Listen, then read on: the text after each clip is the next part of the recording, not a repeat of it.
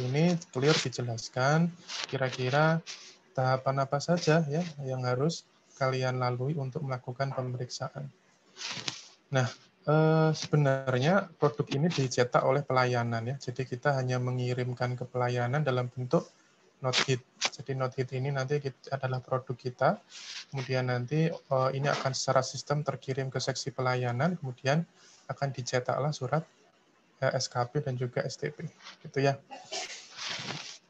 Kemudian tentu sebelum ada persiapan, kita kemarin belajar ada namanya surat perintah ya, instruksi pemeriksaan ya, kemudian juga nanti setelah itu ada persiapan dan pelaksanaan serta pelaporan. Nah, dalam pelaksanaan ini, hal yang membedakan kita sudah belajar bahwa untuk yang lapangan tentu ada surat pemberitahuan pemeriksaan ya. Kemudian juga apakah boleh ketika melaksanakan pemeriksaan lapangan kita membuat surat panggilan? Tentu saja boleh ya. Setelah kita katakanlah sudah melakukan pemeriksaan di lapangan, kemudian kita merasa bahwa kita masih perlu mendapatkan keterangan dari wajib pajak, maka kita bisa menerbitkan surat panggilan.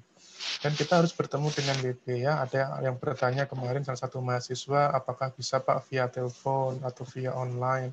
Tidak bisa, karena kita harus bertemu langsung dengan wajib pajak. Itu ya. Nah, kemudian tentu ada beberapa proses terkait dengan penyegelan ya, ini khusus untuk yang lapangan. Kemudian ada SPHP ya. Jadi ketika sudah mendapatkan semua data di sini, baik itu buku dokumen catatan ataupun hasil pengunduhan data dari komputer wajib pajak, kemudian tentu ada pengujian ya. Ada pengujian, setelah itu ada temuan. Nah, temuannya dibahas melalui SPHP. Nanti SPHP ini sebagai dasar WP untuk memberikan tanggapan. Ya. Setelah itu nanti ada pembahasan akhir, ada BA, ada QE, dan sebagainya, masuk ke LHP. Nah, perbedaan mendasar dengan yang kantor adalah, ya, jadi di sini kalian perhatikan bahwa di sini tidak ada yang namanya penyegelan dan sebagainya. Ya.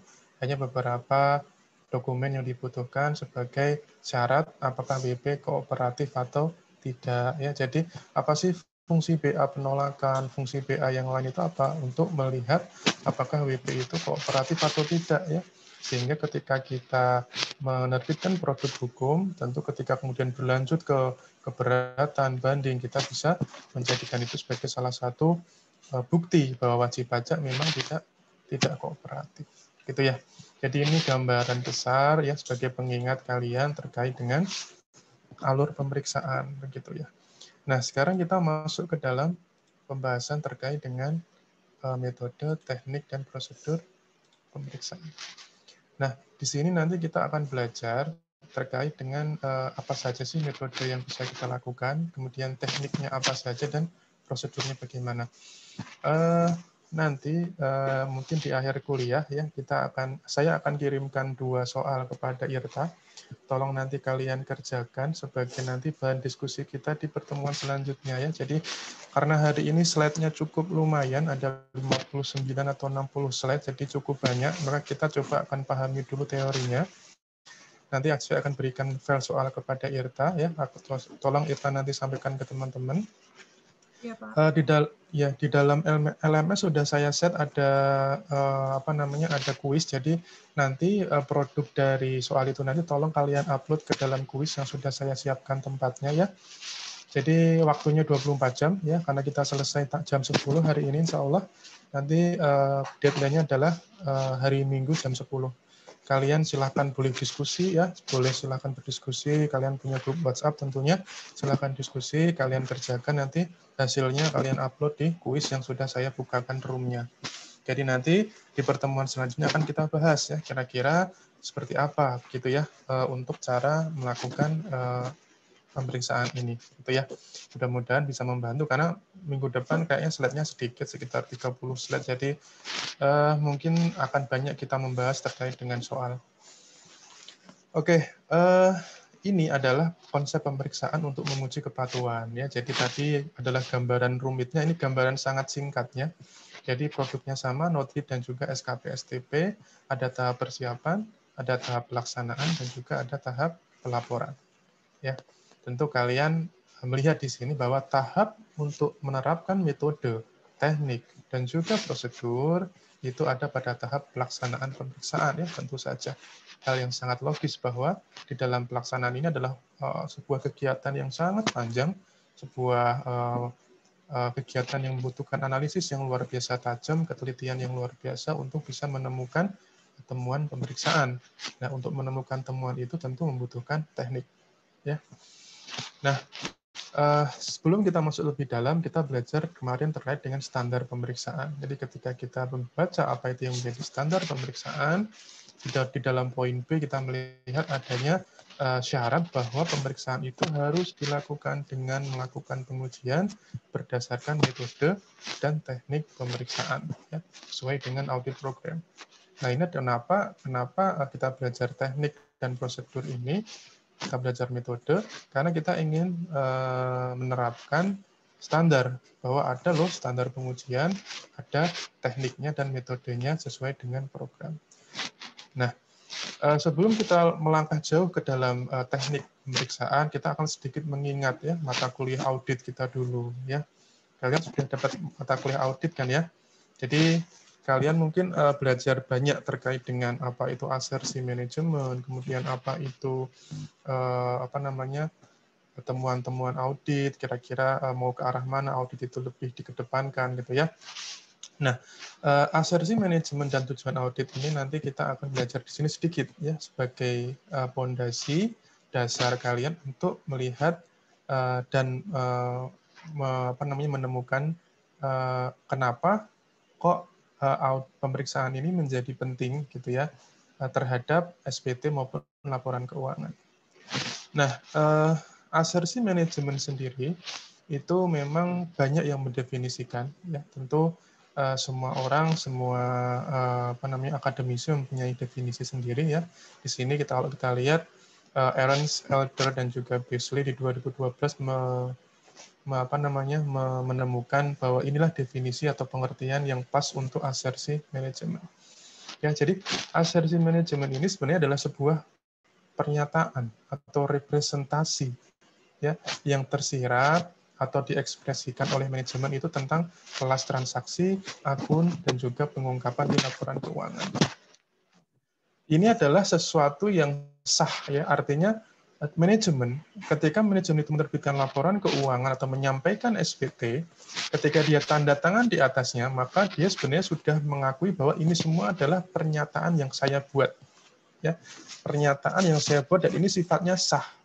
Saya melaporkan semua ini, saya yakin ini benar dan saya nyatakan di laporan ini, gitu ya, baik itu SPT maupun laporan keuangan. Nah, kemudian tugas kita sebagai auditor, sebagai pemeriksa adalah untuk menguji, ya, menguji apakah asersi ini, ya, pernyataan yang ditampilkan oleh manajemen di dalam kertas bernama laporan keuangan maupun SPT ini benar atau tidak. Ya. Jadi tugas kita sebagai pemeriksa adalah menguji pernyataan si manajemen. Kalau kalian jangan bingung kalau mendapatkan kata asersi dulu, mungkin karena ini kata yang tidak familiar dengan kita ya. Kadang-kadang kita asersi itu apa sih? Sebenarnya sebuah pernyataan yang sah. Jadi kalau ibaratnya kalian misalnya nih teman-teman yang perempuan nih punya teman cowok gitu ya, bilang aku cinta padamu misalnya. Kemudian aku ingin menua bersamamu misalnya. Itu kan sebuah pernyataan yang perlu diuji tuh, ya, perlu diuji. Bener nggak sih sebenarnya? Nah, cara mengujinya tuh kalian lebih tahu ya. Bener nggak sih? Jangan-jangan ini cuma lip service aja atau cuma rayuan gombal saja gitu ya. Nah, itu ibaratnya tugas kita sebagai seorang auditor adalah untuk menguji apakah pernyataan yang keluar dari si manajemen itu adalah benar atau tidak. Itu adalah definisi yang simpelnya seperti itu. Itu ya.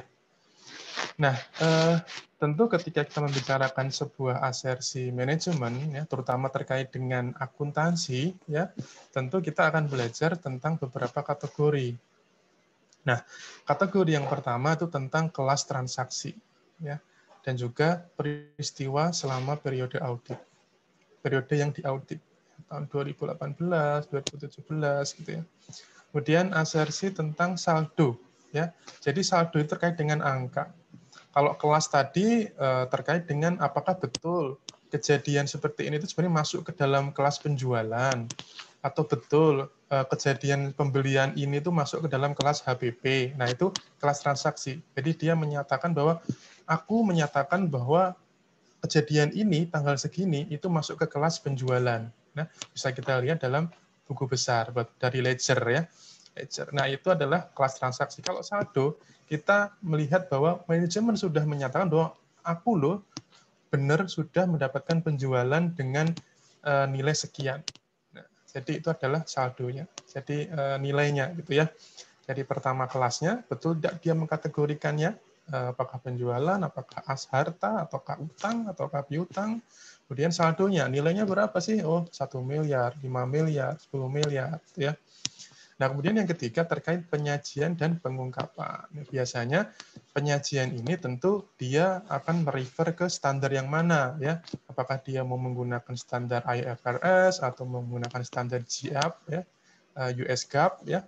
Nah, itu terserah ya. Dan itu juga biasanya akan banyak dituangkan dalam catatan laporan keuangan. Ya, kalian tentu sudah belajar terkait dengan laporan keuangan ini ya. Tentu sudah jago untuk hal-hal semacam ini.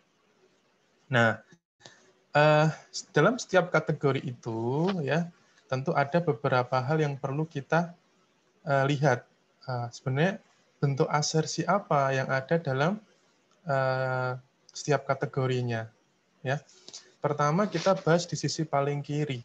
Ya, paling kiri kita melihat adanya kelas transaksi ya dan peristiwa.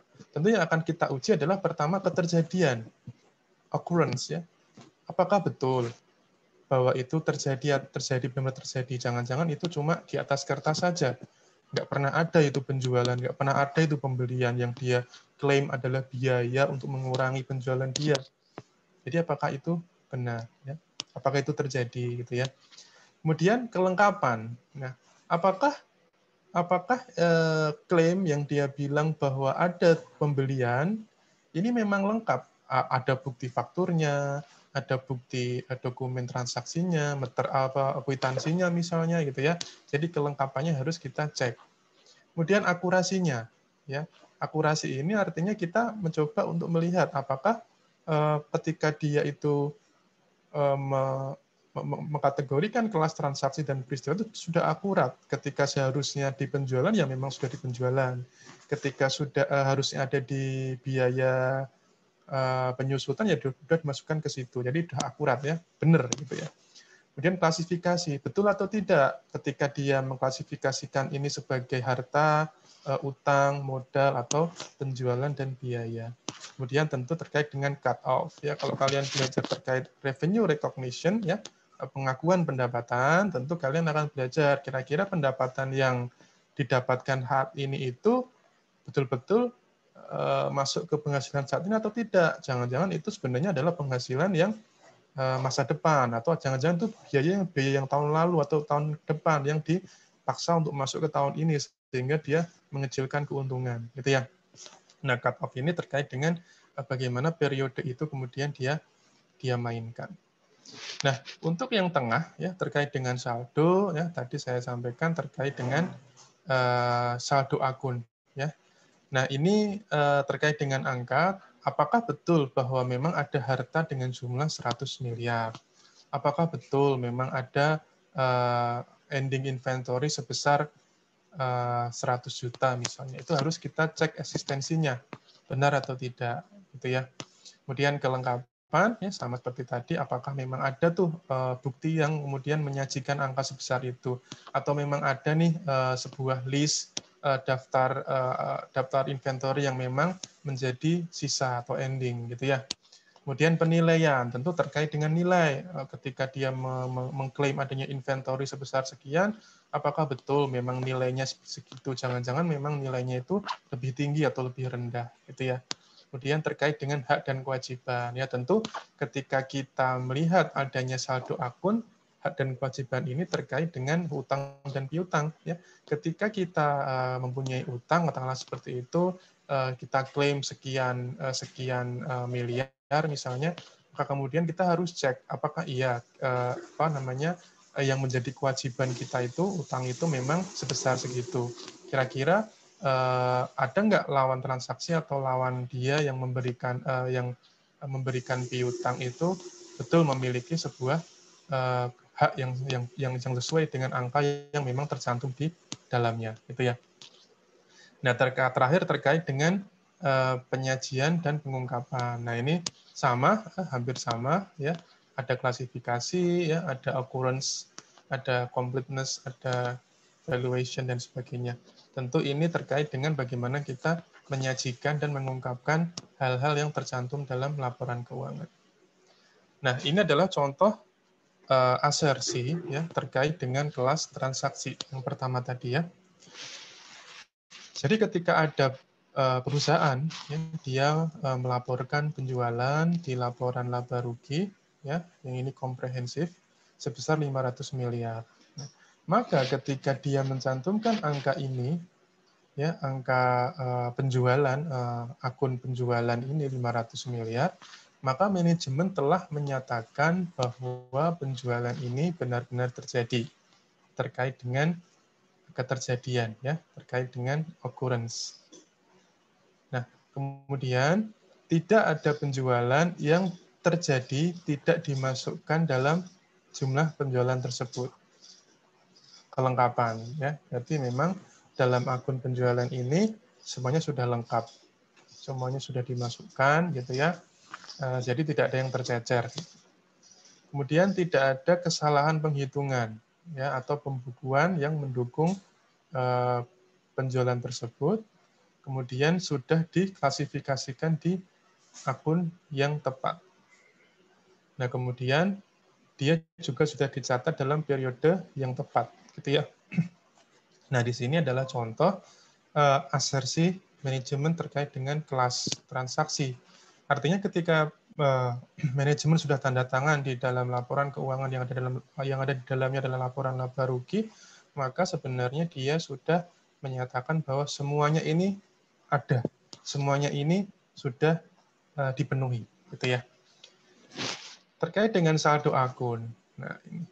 Nah, ini pertama kita melihat bahwa ada di dalam neraca ada perusahaan dia melaporkan ada harta berupa mesin sebanyak 5 miliar. Nah, ketika dia tanda tangan si manajemen tadi, dia sudah menyatakan bahwa ini valid, ini benar bahwa mesinnya itu ada, kemudian tidak ada yang luput, ya lengkap semuanya. Kemudian mesinnya juga diukur dengan jumlah yang tepat, dinilai dengan cara yang tepat, ya. Apabila memang ada penyesuaian, apakah dia turun karena adanya penyusutan, atau mungkin karena ada revaluasi, adanya penilaian kembali yang menyebabkan dia nilainya meningkat misalnya, nah itu sudah dicatat dengan tepat. Dan juga kemudian yang terakhir bahwa ada mesin ini memang punya kita, ya, bukan punya orang lain, gitu. Bahwa mesin ini sudah katakanlah memang dibeli secara kredit, tetapi kami menggunakan metode untuk yang kredit bukan yang operasionalis ya, tapi yang kapitalis, sehingga meskipun ini dibeli kredit, tetapi ini memang adalah mesin yang menjadi milik kita, itu ya. Nah, untuk yang terkait dengan penyajian ya, di sini ada beberapa poin. Pertama, tentu itu transaksi yang memang terjadi, ya. Jadi semuanya sudah terjadi dan kami sajikan dalam laporan keuangan ini, gitu ya. Kemudian semua pengungkapan, misal kami berhutang kepada PT ini atau gini, kami memberikan hutang, kami punya piutang ya kepada PT ABC. Tetapi setelah kami tagih beberapa kali ya, ternyata PT tersebut sedang mengalami kesulitan, sehingga kemungkinan ya akun piutang kami ini akan menjadi akun piutang tak tertagih misalnya. Nah, ini semua diungkapkan dengan lengkap, gitu ya. Nah, kemudian informasi keuangan dan informasi lainnya diungkapkan dengan tepat pada jumlah yang tepat. Kemudian informasi keuangan juga disajikan secara jelas. Jadi kalau kita perhatikan sebenarnya asersi yang ketiga ini asersi yang sebenarnya secara menyeluruh mengcover dua asersi sebelumnya, ya. Sehingga asersi yang tadi asersi yang kelas, kemudian saldo akun itu sebenarnya included ya, tercover dalam asersi yang ini. Jadi asersi yang ini sifatnya lebih luas ya, tidak terbatas pada hanya kelas transaksi sendiri maupun saldo akun sendiri. Karena kalau kita perhatikan dalam laporan keuangan ya tentu bukan hanya perkara kelas transaksi dan juga saldo nilai akunnya, tetapi juga terkait dengan kondisi-kondisi yang harus dijelaskan oleh perusahaan dalam catatan laporan keuangan atau dalam akun-akun yang lain terkait dengan kondisi yang memang real gitu ya. Nah, kemudian kenapa kita harus tahu dulu terkait dengan asersi ini atau kenapa kita harus memahami, mengingat kembali pelajaran audit terkait asersi ini ya. Pertama, tentu kita sadari ya bahwa setiap wajib pajak, every single taxpayer, mereka selalu ingin meminimalkan beban pajak. Itu adalah sebuah fakta yang tidak terelakkan. Bahkan kalian sendiri misalnya, kalian D3 pajak misalnya, mungkin ada bagian dari kalian sudah punya usaha misalnya. Dan ketika kalian merasa, oh pajaknya kok gede ya, itu kalian mencoba meminimalkan beban pajak. Itu mungkin terjadi, karena memang itu hal yang normal, hal yang wajar. Karena kalian belajar pajak adalah sesuatu yang imbalannya tidak langsung, ya, tidak bisa dinikmati secara langsung, sehingga kadang-kadang orang berpikir, buat apa bayar, orang nggak mendapatkan apa-apa ya, saya beda dengan retribusi. Retribusi kalian bayar retribusi masuk taman mini misalnya, bayar 100.000 itu kalian mendapatkan langsung ya, mendapatkan langsung apa yang ingin kalian beli. Nah, kalau pajak karena memang sifatnya seperti itu dan orang-orang juga merasa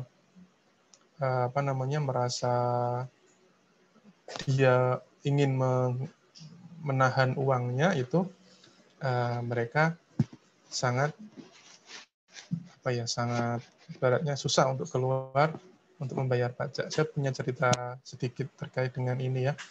Jadi ada satu orang PNS dari Kementerian Pertanian. Ya. Beliau adalah salah satu wajib pajak dari rekan saya di kantor begitu. Kebetulan karena waktu itu rekan saya sedang WFH, sehingga saya yang jaga ya, yang jaga. Kemudian beliau datang, terus kemudian beliau bingung, Pak, saya ini dapat 2 bukti potong. Saya mau lapor SPT PPh orang pribadi gitu ya. Saya punya 2 bukti potong, Pak.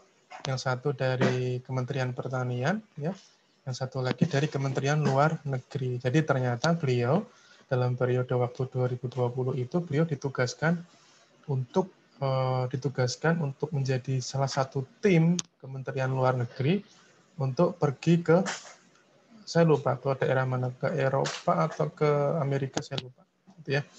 Ya tentu ketika ada PNS yang ditugaskan ke luar negeri ya, menjadi salah satu salah satu tim untuk delegasi Indonesia gitu ya, maka kemudian dia akan mendapatkan perjalanan dinas ya, mendapatkan uang harian, kemudian transport. Nah, itu tentu dengan standar dolar Amerika gitu ya. Nah, ketika dia menyodorkan ke saya 2 bukti potong ya, satunya dari Kementerian Pertanian, satunya lagi dari Kementerian Luar Negeri, dia ketika menginput penghasilan itu ke dalam SPT tentu akan ada kurang bayar ya, karena memang ada 2 bukti potong ya, dia kemudian dapat 2 PTKP, satu dari Kementan, satu dari Kemenlu. Nah, tentu ketika dia dimasukkan itu dia kurang bayar gitu. Ketika kami jelaskan dengan baik-baik, ternyata dia tidak mau bayar kurang bayarnya. Ya. Jadi memang ya secara standar memang orang-orang itu masih susah untuk membayar pajak. Itulah kenapa kita sebagai orang calon, karena kalian sebagai calon pegawai DJP, tentu kalian akan punya tugas yang cukup berat ya. Jadi di sini asersi ini ya, ketika kita melihat pernyataan atau laporan keuangan yang dilaporkan oleh si wajib pajak, kita harus melihat ya, memahami bahwa ini setiap WP pasti punya keinginan untuk meminimalkan beban pajaknya. Nah, caranya bagaimana? dia bisa saja menurunkan penjualannya, ya. Penghasilan brutonya dia turunkan, atau bisa juga dengan menaikkan biaya, baik itu HPP, baik itu biaya usaha lainnya maupun biaya di luar usaha. Jadi kita harus melihat asersi ini, apakah memang WP itu benar atau ada yang ditutup-tutupi, gitu ya. Nah, kemudian perlu juga kita mewaspadai ya adanya WP yang dia melaporkan asetnya terlalu rendah atau melaporkan utangnya terlalu tinggi, gitu ya. Ini nanti akan berdampak pada adanya tambahan kemampuan ekonomis yang terlalu rendah. Jadi ketika kita menghitung kenaikan harta besi ya, kenaikan aset. Jadi aset itu kan dibeli melalui penghasilan ya. Jadi entah penghasilan itu didapat dari penjualan atau dari gaji atau dari honor ya. Kemudian juga apakah apa namanya utang ya harta itu didapat dari utang atau bukan. Jadi misal kita melaporkan rumah, misalnya saya nih beli rumah tapi kan masih KPR misalnya, kemudian ketika saya melaporkan harta saya rumah senilai katakanlah 400 juta misalnya, kemudian saya tidak melaporkan utang ya karena saya katakanlah lupa atau apa, maka kemudian kita akan dianggap bahwa oh ternyata Anda punya penghasilan 400 juta untuk Anda beli rumah, kenapa tidak Anda laporkan, kenapa tidak Anda bayar pajaknya gitu ya. Tetapi ketika kita tahu bahwa ternyata wajib pajak melaporkan harta dan juga utang, maka kemudian kita bisa match, oh ternyata harta ini dibeli dari utang. Tapi tentu kita harus melihat lagi gitu ya. Loh, kalau dia hanya melaporkan penghasilan katakanlah 3 juta per bulan, tetapi dia bisa kredit ke rumah 400 juta, pertanyaan pertama, dari mana dia mendapatkan DP rumahnya? Kalau katakanlah DP rumah itu 20%, jadi dia harus menyiapkan uang 80 juta. Dari mana gitu ya? Kemudian kalau sudah ketemu, misal dia dapat hibah dari orang tuanya nih, 80 juta buat DP, oke. Kemudian angsurannya berapa? Kalian harus lihat. Ketika standar ada rumah harga 400 juta itu, kalau di KPR-kan dengan periode paling lama, misal 15 tahun atau 20 tahun, itu berapa angsurannya gitu ya. Apa bisa dengan 3 juta itu dia membayar angsuran itu? Gitu ya. Nah, makanya kemudian kita bisa trace tuh, oh ternyata ini ada loh penghasilan ditutupi. Karena kita harus tahu ya bahwa 3 juta itu kan penghasilan sebulan, sehingga seharusnya ada pengeluaran-pengeluaran dia ya selama untuk biaya hidup itu harus ada kan. Buat dia beli makan, buat dia beli kopi, buat dia beli bensin, dan sebagainya. Maka kemudian kita bisa trace, oh ternyata wajib pajak ini tidak menyampaikan penghasilannya dengan benar. Itu hasil kita meng-cross-check atau mematchingkan data aset. Nah, kalau kemudian dia mengecilkan aset, misal tadi dia belinya dia penghasilannya 3 juta ya, kemudian karena dia tahu bahwa ini akan diteliti dan kalau saya melakukan gini akan dicurigai apa dari mana saya membayar KPR-nya, maka kemudian saya mengecilkan nilai asetnya. Jadi saya hitung-hitung nih, kalau saya punya penghasilan 3 juta, bank mungkin akan mengizinkan saya untuk bayar angsuran 800.000 per bulan untuk KPR. Berarti saya akan laporkan nilai rumah saya sebesar 150 juta atau 200 juta misalnya. Dari situ kita lihat ya bagaimana teknik mereka untuk menaikkan atau menurunkan aset itu berpengaruh terhadap penghasilan. Oke.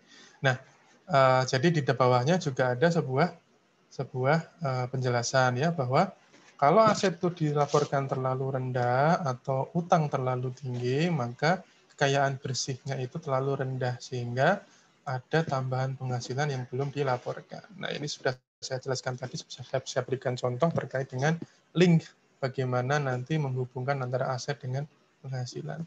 Itu ya. Nah, sebelum kita masuk ke tujuan audit, ada yang mau ditanyakan sampai di sini, silakan.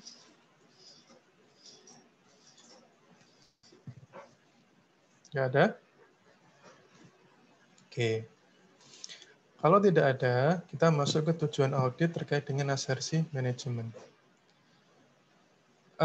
Ini sebenarnya mirip dengan apa yang tadi kita pelajari dalam pengkategorian asersi ya. Sehingga kita di sini melihat ada 6 tujuan audit ya. Pertama terkait dengan keterjadian, kemudian kelengkapan, kemudian keakuratan ya. Kemudian posting dan pengikhtisaran, klasifikasi dan juga penetapan waktu atau timing gitu ya. Jadi di sini untuk yang keterjadian tentu tujuannya adalah untuk melihat apakah transaksi yang dicatat itu memang ada, memang terjadi gitu ya. Kemudian untuk yang kelengkapan ini terkait dengan ada juga ya, tapi terkait dengan bukti-bukti. Kemudian sudah dicatat atau belum ya, sehingga semuanya harus lengkap gitu. Nah, kemudian untuk keakuratan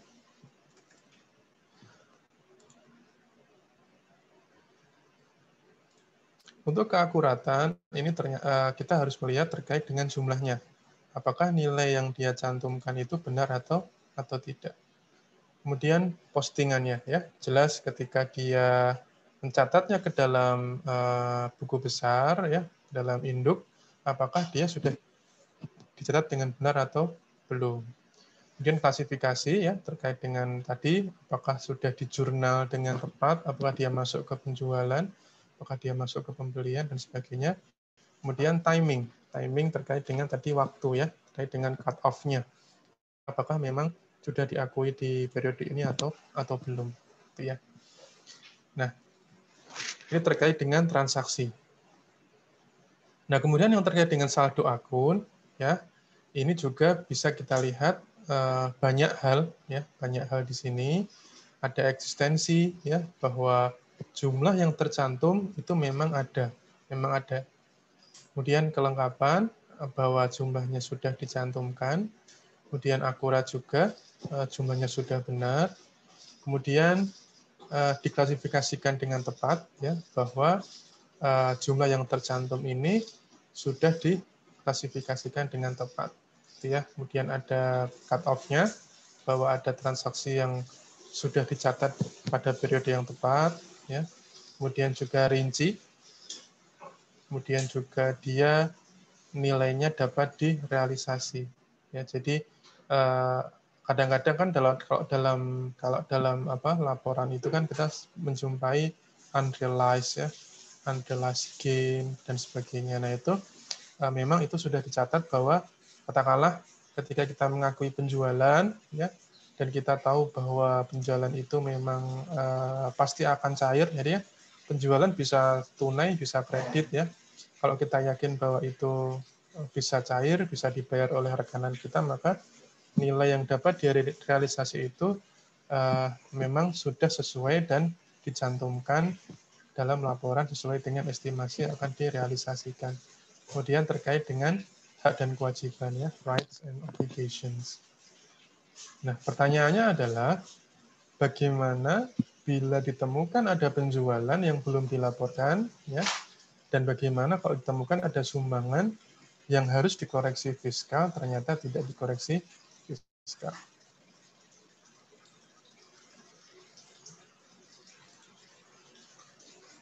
Sebentar ya, saya masukkan itu absen dulu.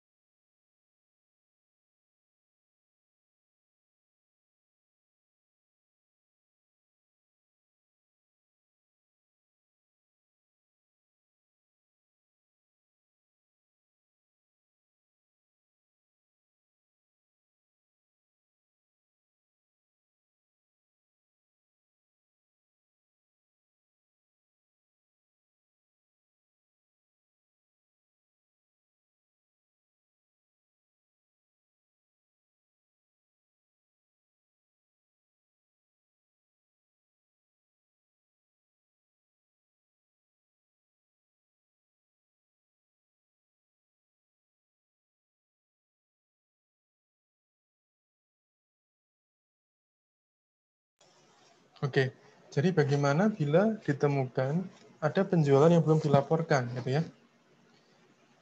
Nah, ketika kita mendapatkan pertanyaan seperti ini, ya, tentu kita harus cek apakah penjualan tersebut memang betul-betul seharusnya masuk ke dalam akun tersebut dalam periode tersebut.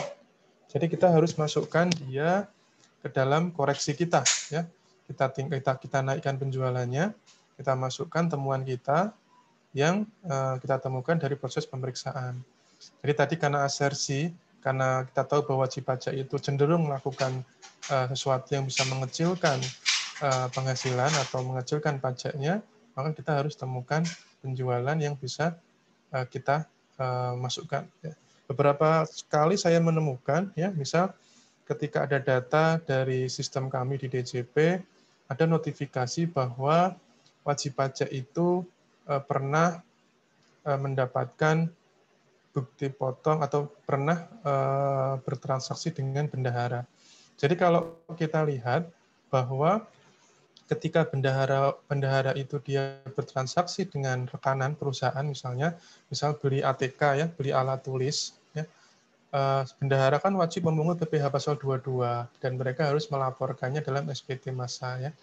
Jadi ketika bukti itu kami terima melalui sistem, kami cek, oh ternyata ada transaksi sebesar 1 miliar, si perusahaan ABC ini dia punya transaksi 1 miliar kepada bendahara KPP, katakanlah KPP Surabaya gitu ya, Surabaya mana? Surabaya Cantikan itu ada nggak sih? Nah itu kemudian ternyata ketika kita cek di SPT atau di laporan keuangan dia melaporkan hanya ada omset 500 juta. Kan ada miss ya, makanya kita harus cek tuh. Ternyata ada bukti bahwa oh ini kamu belum melaporkan penjualanmu yang 500 juta. Yang sisanya yaitu 500 juta. Maka kemudian kita harus telusuri itu, gitu ya. Kemudian juga kalau ada biaya berupa sumbangan yang dia biayakan, ya kita tahu bahwa sumbangan itu tidak boleh dikurangkan kecuali memang diatur dia boleh dikurangkan. Nah, kalau ada sumbangan yang dia jadikan biaya, ya kemudian ternyata biaya itu memang sebenarnya nggak boleh, maka kita harus koreksi. Jadi pentingnya kita meneliti kembali adalah kita melihat bahwa apakah ada penjualan yang belum dilaporkan atau ada biaya yang sebenarnya tidak boleh dimasukkan, gitu ya. Nah, kemudian ini terkait dengan penyajian dan juga pengungkapan. Ya. Jadi untuk tujuan audit yang berkenaan dengan penyajian atau pengungkapan, itu biasanya tentu identik dengan asersi yang tadi, yang ketiga yang kita bahas tadi. Nah, asersi untuk audit ini, untuk perlunya pemeriksaan pajak ini untuk melihat apakah asersi wajib pajak dalam laporan keuangan itu sudah sesuai, ya. Jadi kita akan ketika kita melakukan pemeriksaan, kita akan punya pemahaman yang utuh melalui bagaimana wajib pajak itu menyusun laporannya dan juga melaporkan SPT-nya, ya, sehingga kita bisa membandingkan bagaimana cara wajib pajak itu memasukkan angka-angka dari laporan keuangan ke pos-pos SPT. Ya, tentu saja kita harus melihat lagi apa sih peraturan yang terkait dengan perpajakan yang memang harus kita cek kembali, gitu ya. Nah, kemudian kita masuk ke audit evidence. Ada yang mau bertanya dulu, silakan. Izin bertanya, Pak. Silakan. Nah, kan tadi Bapak bilang bila ditemukan penjualan yang belum terdaftar, Pak, lah itu sejauh pengalaman Bapak itu selain dari transaksi dengan bendahara rekanan itu dari mana ya, Pak? Kan kita cuma dapat laporan keuangan gitu ya, Pak. Nggak tahu kalau ada penjualan yang belum dicatat itu dari mana gitu, Pak? Selain dari misalkan dapat data dari PPh dari per bulan PPh 22 atau PPh yang lainnya itu, Pak. Iya, oke. Oke, Hidayat. Baik, jadi selain dari kita mendapatkan data bukti potong dari pihak lain tadi, tentu kita juga bisa mendapatkannya dari kalkulasi ketika kita masuk ke dalam gudang wajib pajak misalnya. Jadi ketika kita melakukan audit lapangan, tentu kita akan meminta, tolong dong bukain ruangan ini, tolong dong bukain ruangan itu, tolong dong bukain gudang. Jadi kita telusuri semuanya.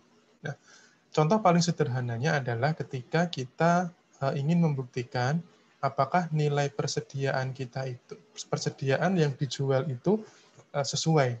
Ya, jadi ketika kita melihat akun HPP, harga pokok, kan intinya adalah ketika dia berapa sih sebenarnya yang dijual oleh berapa sih sebenarnya kepersediaan yang dijual oleh si wajib pajak ya. Kalau kita dulu belajar bagaimana cara mendapatkan nilai itu adalah dengan melihat kira-kira dia itu belinya berapa, kemudian sisanya berapa. Di awal tahun itu saldo persediaannya berapa, kemudian pembeliannya berapa, kemudian sisanya berapa. Dari situ ketemu berapa persediaan yang terjual, gitu ya. Nah, ketika kita melihat itu, katakanlah kita ketemu, oh ternyata menurut hitungan kasar, ketemulah bahwa seharusnya persediaan yang dijual itu sebesar sekian. Nah, kita tahu dong harganya berapa, karena kita juga melakukan comparing data dengan usaha sejenis. Misal, dia adalah seorang sebuah supplier kertas, gitu ya. Maka kita bisa tahu tuh, kita punya wajib pajak lain yang supplier kertas, mungkin di KPP lain, atau kita punya data sendiri, kita bandingkan, oh harganya segini, misal. Atau kita tanya kepada toko-toko penjual kertas, kamu beli di itu berapa sih, di suppliermu berapa sih, gitu ya. Kita ketemulah, katakanlah harga kertas segini. Nah, kalau dia jual, kemudian kita kalikan dengan dengan nilai persediaan tadi yang kita hitung tadi. Nah, ketika kita kalikan dengan harga, maka kita ketemu bahwa sebenarnya yang dia jual itu sebesar sekian. Nah, memang ada potensi bahwa semua yang kita cek itu akan berakhir pada kesimpulan, oh ternyata sudah benar, itu nggak masalah. Ya, jadi ketika kita cek, ternyata ada ketika kita cek, kita audit, kemudian ketemu ternyata, oh ini sudah benar, ya nggak masalah, gitu ya. Bukan kemudian setiap kali kita melakukan sebuah kegiatan pemeriksaan harus ada temuan, enggak. Tapi karena kita punya hak untuk masuk ke ruangan, melakukan penyegelan, mengunduh data, maka sebenarnya secara wajar kita seharusnya bisa mendapatkan bukti-bukti yang lain. Nah, contoh simpelnya kalau memang lagi bagus, lagi WP-nya lagi ketahuan gitu ya, lagi benar-benar lagi sial dianya juga, misalnya kita bisa nemuin sudah tidak ada lagi barang-barang yang dia klaim di inventory akhir ya, sudah nggak ada lagi, semua sudah terjual, maka kita bisa koreksi bahwa oh kamu salah nih, harusnya penjualanmu sekian. Nah, itulah contoh paling mudah untuk kita melihat bagaimana hubungan antara aset tadi, inventory yang disimpan oleh dia, kepada si akun penjualannya. Atau ada kondisi pernah suatu ketika yang paling fatal adalah ketika wajib pajak mengklaim ada pembelian sebesar sekian, kemudian dia hanya mengklaim penjualan sebesar dia beli barang 100 miliar misalnya, kemudian itu dia cantumkan ke dalam laporan keuangan ya, dia cantumkan bahwa dia beli sebesar sekian, kemudian dia hanya mencantumkan penjualan yang lebih kecil, jauh lebih kecil gitu ya. Nah, ketika kita melihat itu kan pasti otomatis kita akan berpikir, oh ini pasti sisa barangnya banyak di gudang nih ya. Pasti banyak di gudang nih sisanya. Maka kalau memang dia betul penjualannya sedikit, maka harusnya di gudang ini tidak ada barangnya masih banyak nih. Seharusnya ya. Tapi ketika kita periksa masuk ke dalam, kita minta tolong mana gudangnya, dia tidak bisa menunjukkan gudang gitu ya.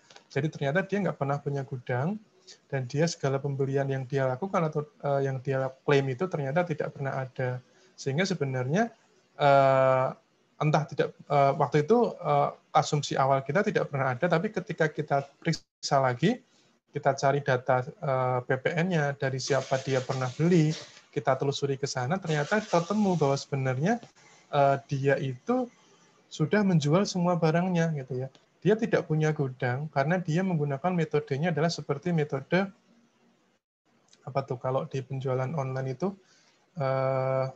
saya lupa namanya. Satunya reseller apa? Dropshipper ya. Dropshipper. Ya betul, dropshipper. Jadi memang dia cuma masuk keluar. Jadi tidak pernah ada gudang. Dan ketika kita cek kembali transaksi dia dengan pihak lawannya, itu kita kemudian menemukan bahwa ternyata dia sudah menjual banyak barang gitu ya. Jadi zaman sekarang memang kita ternyata sebuah bisnis itu bisa berjalan tanpa adanya kantor fisik, tanpa ada gudang, tanpa ada kantor, kita sudah bisa menjalankan bisnis karena sudah sangat maju. Makanya kenapa sekarang ini memang beban kita ya ilmu yang harus kita upgrade untuk mengaudit terkait dengan pemeriksaan pajak ini harus selalu di-upgrade karena semakin ke sini transaksi semakin mudah, entah itu melalui Tokopedia, melalui Bukalapak dan sebagainya, itu akan semakin susah ditelisik kecuali memang ada perjanjian antara DJB dengan Tokopedia misalnya atau dengan Bukalapak untuk menjamin bahwa tiap-tiap penjual itu sudah melakukan kewajiban perpajakannya. Gitu ya Hidayat. Baik Pak, terima kasih Pak. Oke, sama-sama. Ada lagi yang lain silahkan. Kalau tidak ada kita lanjutkan ya. Ada? Baik, kita lanjutkan dalam audit evidence. Ya. Jadi di sini kita harus menemukan bukti pemeriksaan, ya tentu bukti ini harus sesuai dengan standar. Nah, bukti itu apa? Ya, bukti itu adalah sebuah informasi apapun, ya, yang bisa digunakan oleh si auditor, si pemeriksa itu untuk menentukan apakah informasi yang sedang kita audit ini sudah dicantumkan, ya, sudah di state terkait dengan beberapa kriteria yang sudah kita punya, gitu ya. Nah, kita tahu bahwa standar itu mengatakan bahwa temuan itu harus didasarkan pada bukti yang cukup. Nah, bukti yang cukup atau bukti kompeten yang cukup itu apa, gitu ya? Ya, pertama bukti yang kompeten. Bukti yang kompeten itu tentu dia harus bukti yang valid dan relevan. Ya, tentu harus mempertimbangkan prinsip kewajaran dan kelaziman usaha atas transaksi yang memiliki hubungan istimewa. Jadi kenapa hubungan istimewa menjadi penting? Ya, ketika dua perusahaan ya dia dimiliki oleh satu entitas induk, maka bisa jadi ketika dua perusahaan itu saling bertransaksi, itu nilainya akan tidak sesuai dengan nilai pasar. Ya. Bisa jadi dia belinya lebih tinggi karena dia ingin meningkatkan biaya di perusahaan si A misalnya. Contoh paling gampang saya ceritakan terkait dengan satu bab yang namanya transfer pricing. Kalian mungkin sudah belajar transfer pricing. E Limited ya, perusahaan E di Singapura, itu dia punya hubungan istimewa dengan perusahaan XYZ di Indonesia. Keduanya adalah perusahaan yang ada hubungannya dengan tambang batu bara. Nah, ketika si XYZ itu ingin menjual barang ke luar negeri, dia selalu menggunakan E Limited sebagai perantara. Jadi ketika si XYZ ini menjual barangnya ke E Limited, ya, maka karena di Indonesia pajaknya lebih tinggi, maka dia jual harga di atas harga wajar. Kenapa? Nanti ketika si XYZ melaporkan laba, akan sangat kecil karena sudah tergerus oleh harga, dijual dengan harga yang rendah ya, kebalik. Jadi ketika si XYZ itu menjual kepada E Limited, dijual dengan harga yang rendah karena dia ingin mengecilkan penjualan, gitu ya. Nah, cara-cara seperti itu harus kita cek apakah wajar atau tidak. Makanya kenapa bukti yang valid dan relevan ini terkait dengan pertimbangan kewajaran dan juga kelaziman usaha, gitu ya. Nah, valid ini dipengaruhi oleh 3 hal. Pertama, independensi. dan kualifikasi sumber diperolehnya bukti. Yang kedua, kondisi di mana bukti ini diperoleh. Kemudian yang ketiga adalah cara bukti ini diperoleh. Terkait dengan independensi, ya tentu kita akan lebih yakin bahwa data ini benar apabila kita mendapatkan data ini bukan dari lawannya, bukan dari si E limited tadi. Kalau kita lagi mengaudit XYZ, kemudian kita minta data ke E limited, tentu itu tidak independen. Karena bisa jadi mereka sudah saling kontak. Tolong dong kamu bikin yang sesuai dengan kewajaran ya. Jadi nanti pemeriksanya tidak menemukan sesuatu hal yang mencurigakan misalnya. Atau kita malah meminta kepada si induknya misalnya. Karena kita tahu bahwa yang namanya perusahaan yang berafiliasi ya, yang ada induk, ada anak itu dia pasti akan bikin consolidated financial report ya. Laporan keuangan konsolidasi. Maka kita minta ke sana itu juga berpotensi dia tidak independen karena ada hubungan yang istimewa tadi. Nah, kemudian yang kedua terkait dengan kondisi ya. Kondisi di mana bukti ini kita peroleh. Nah, jadi ketika kita mencari bukti, tentu kondisinya adalah ketika WP itu sedang dalam mereka sadar, mereka ngeh bahwa mereka sedang diperiksa gitu ya. Sehingga ketika kita mempelajari kondisi wajib pajak saat itu, pasti dia akan melakukan sesuatu yang menurut mereka itu akan membuat mereka itu aman. Karena katakanlah apakah dia kemudian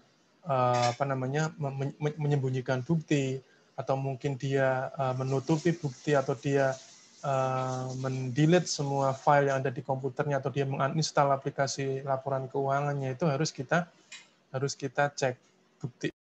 Ketika kita menemukan bukti ini kondisinya bagaimana? Apakah dia hasil dari kita lakukan sebuah forensik, atau bukti ini kita peroleh dalam situasi di mana kita bisa menemukan satu komputer yang disembunyikan gitu ya. Dalam suatu kondisi saya pernah ketika melakukan audit pemeriksaan ya, itu kami waktu itu secara tidak sengaja melihat pegawainya itu melakukan chat ya. Jadi dia kayak ngechat gitu, kita nggak sengaja lihat, ternyata chatnya adalah dia bilang sama temannya yang di ruangan lain, tolong itu aplikasinya di uninstall gitu ya. Itu pernah. Nah, kemudian kita harus cek tuh ketika kondisinya ternyata sudah teruninstall, kita perlu melakukan forensik gitu ya. Nah, pernah juga ketika saya menggeledah gudang ya, waktu itu kita mengaudit sebuah perusahaan penjualan kain ya. Dia jual kain, dia impor kain dari India atau dari mana gitu ya.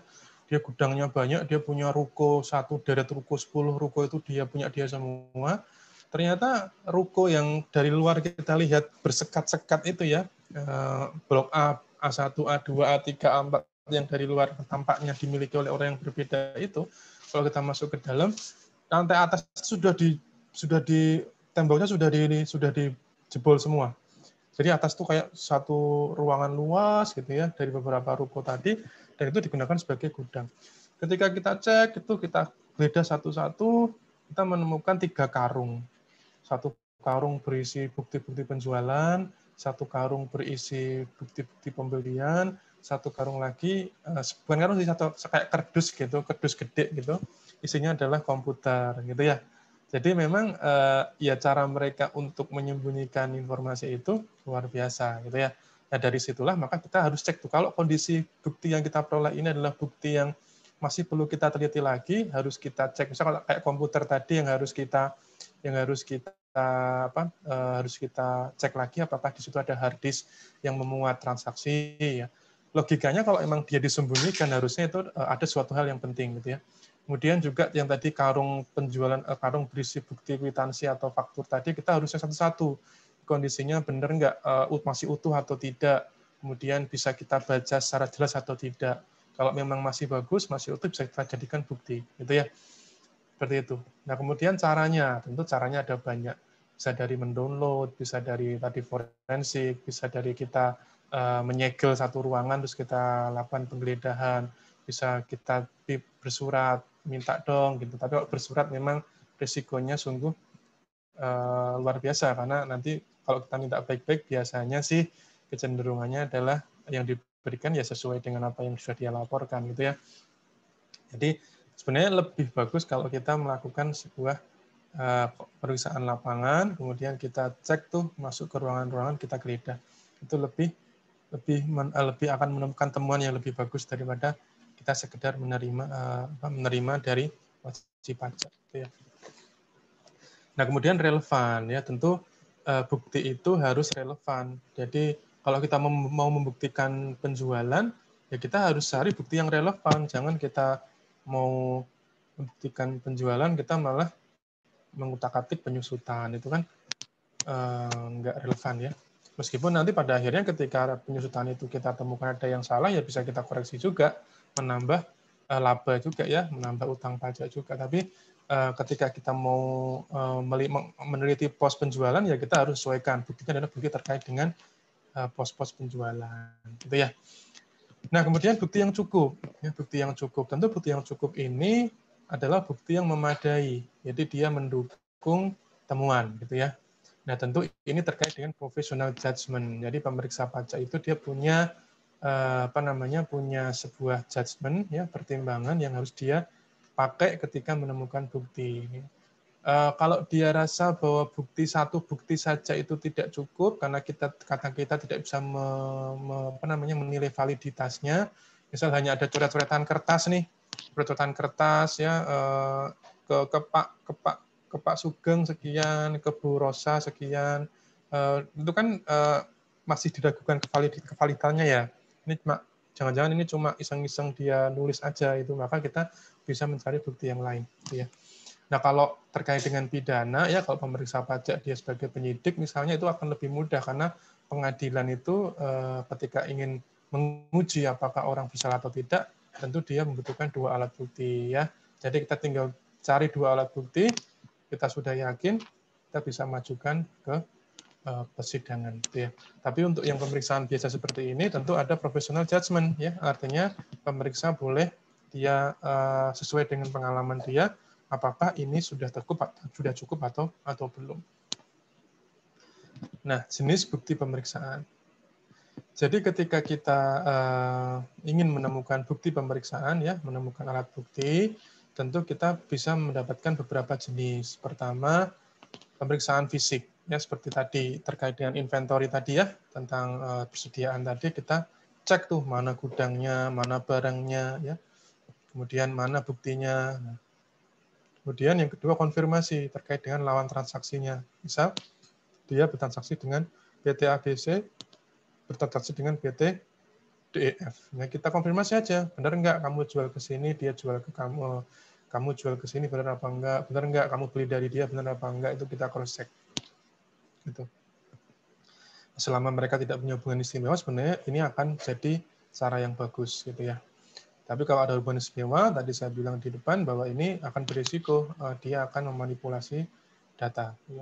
Kemudian dokumentasi, tentu catatan-catatan, ya misal ternyata ada nih foto-foto terkait dengan dia mengirim, gitu misalnya dia chatting sama orang atau sama suppliernya atau sama pelanggannya, dia chatting, pesanannya berapa biji, ya, dikirim kapan, nah itu bisa kita jadikan jenis dokumentasi untuk bukti pemeriksaan.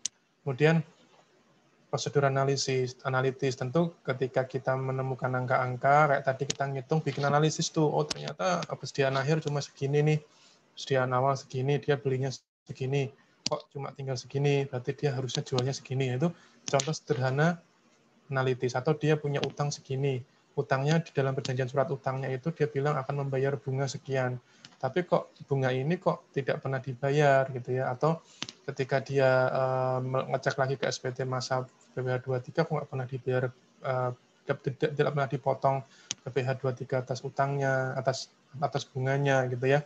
Nah itu kita analisis tuh semuanya. Kemudian wawancara tentu bisa kita lakukan.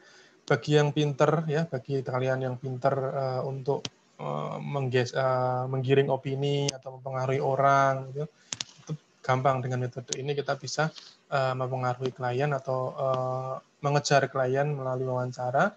Kemudian kita sudutkan mereka sehingga mereka mengakui bahwa iya Pak, saya kemarin saya tidak catat, mohon maaf Pak, bisa mereka minta maaf ya, maaf Pak, akan kami ulangi lagi. Ya udah sekarang dibayar aja pajaknya gitu. Kemudian recalculation, penghitungan kembali bisa kita lakukan. Kemudian re-performance ya, kita bikin kalau dalam dunia penyidikan itu kita melakukan rekonstruksi ulang ya, bahwa masa sih kamu hanya menjual segini gitu. Memangnya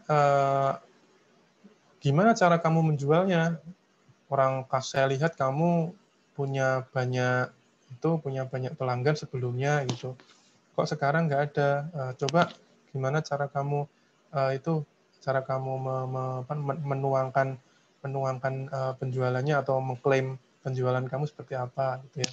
Kemudian observasi, kita bisa cek, kita misal ketika dalam periode pemeriksaan, kita lihat, oh itu kafe itu kok pelanggannya banyak, ya jam sekian, yang datang lumayan banyak.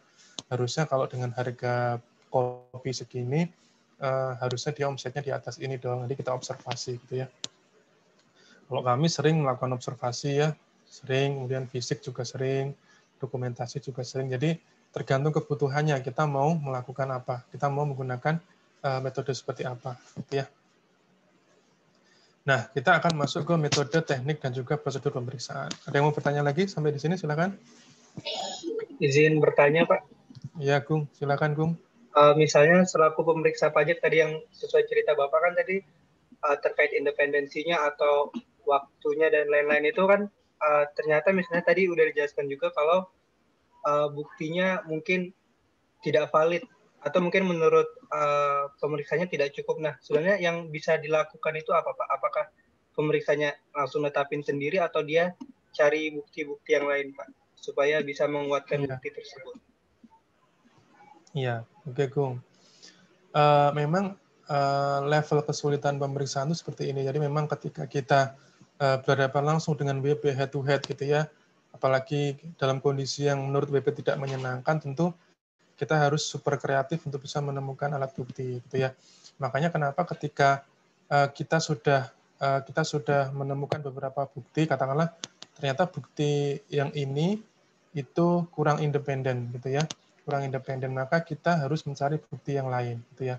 Tetapi kita perlu ingat bahwa di dalam pemeriksaan itu ada yang namanya jangka waktu pemeriksaan ya, jangka waktu pemeriksaan. Jadi jangka waktu ini kita harus memanfaatkan betul-betul jangka waktu ini.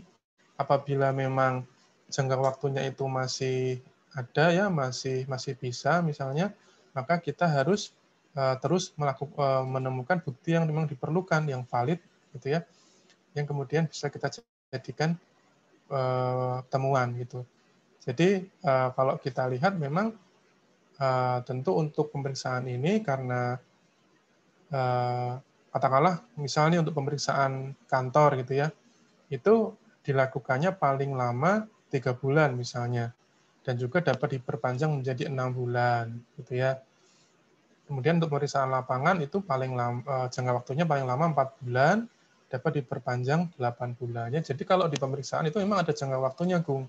Jadi kalau misal dalam pemeriksaan lapangan misalnya nih, waktu kita 4 bulan jatuh tempo, kita merasa bahwa oh ternyata ini sebenarnya ini saya tahu ini pasti ada yang disembunyikan, tapi saya belum juga menemukan. Akhirnya karena kita masih pengen menemukan lagi bukti, maka kita bisa memperpanjang 4 bulan lagi, jadi total 8 bulan gitu ya, Gung.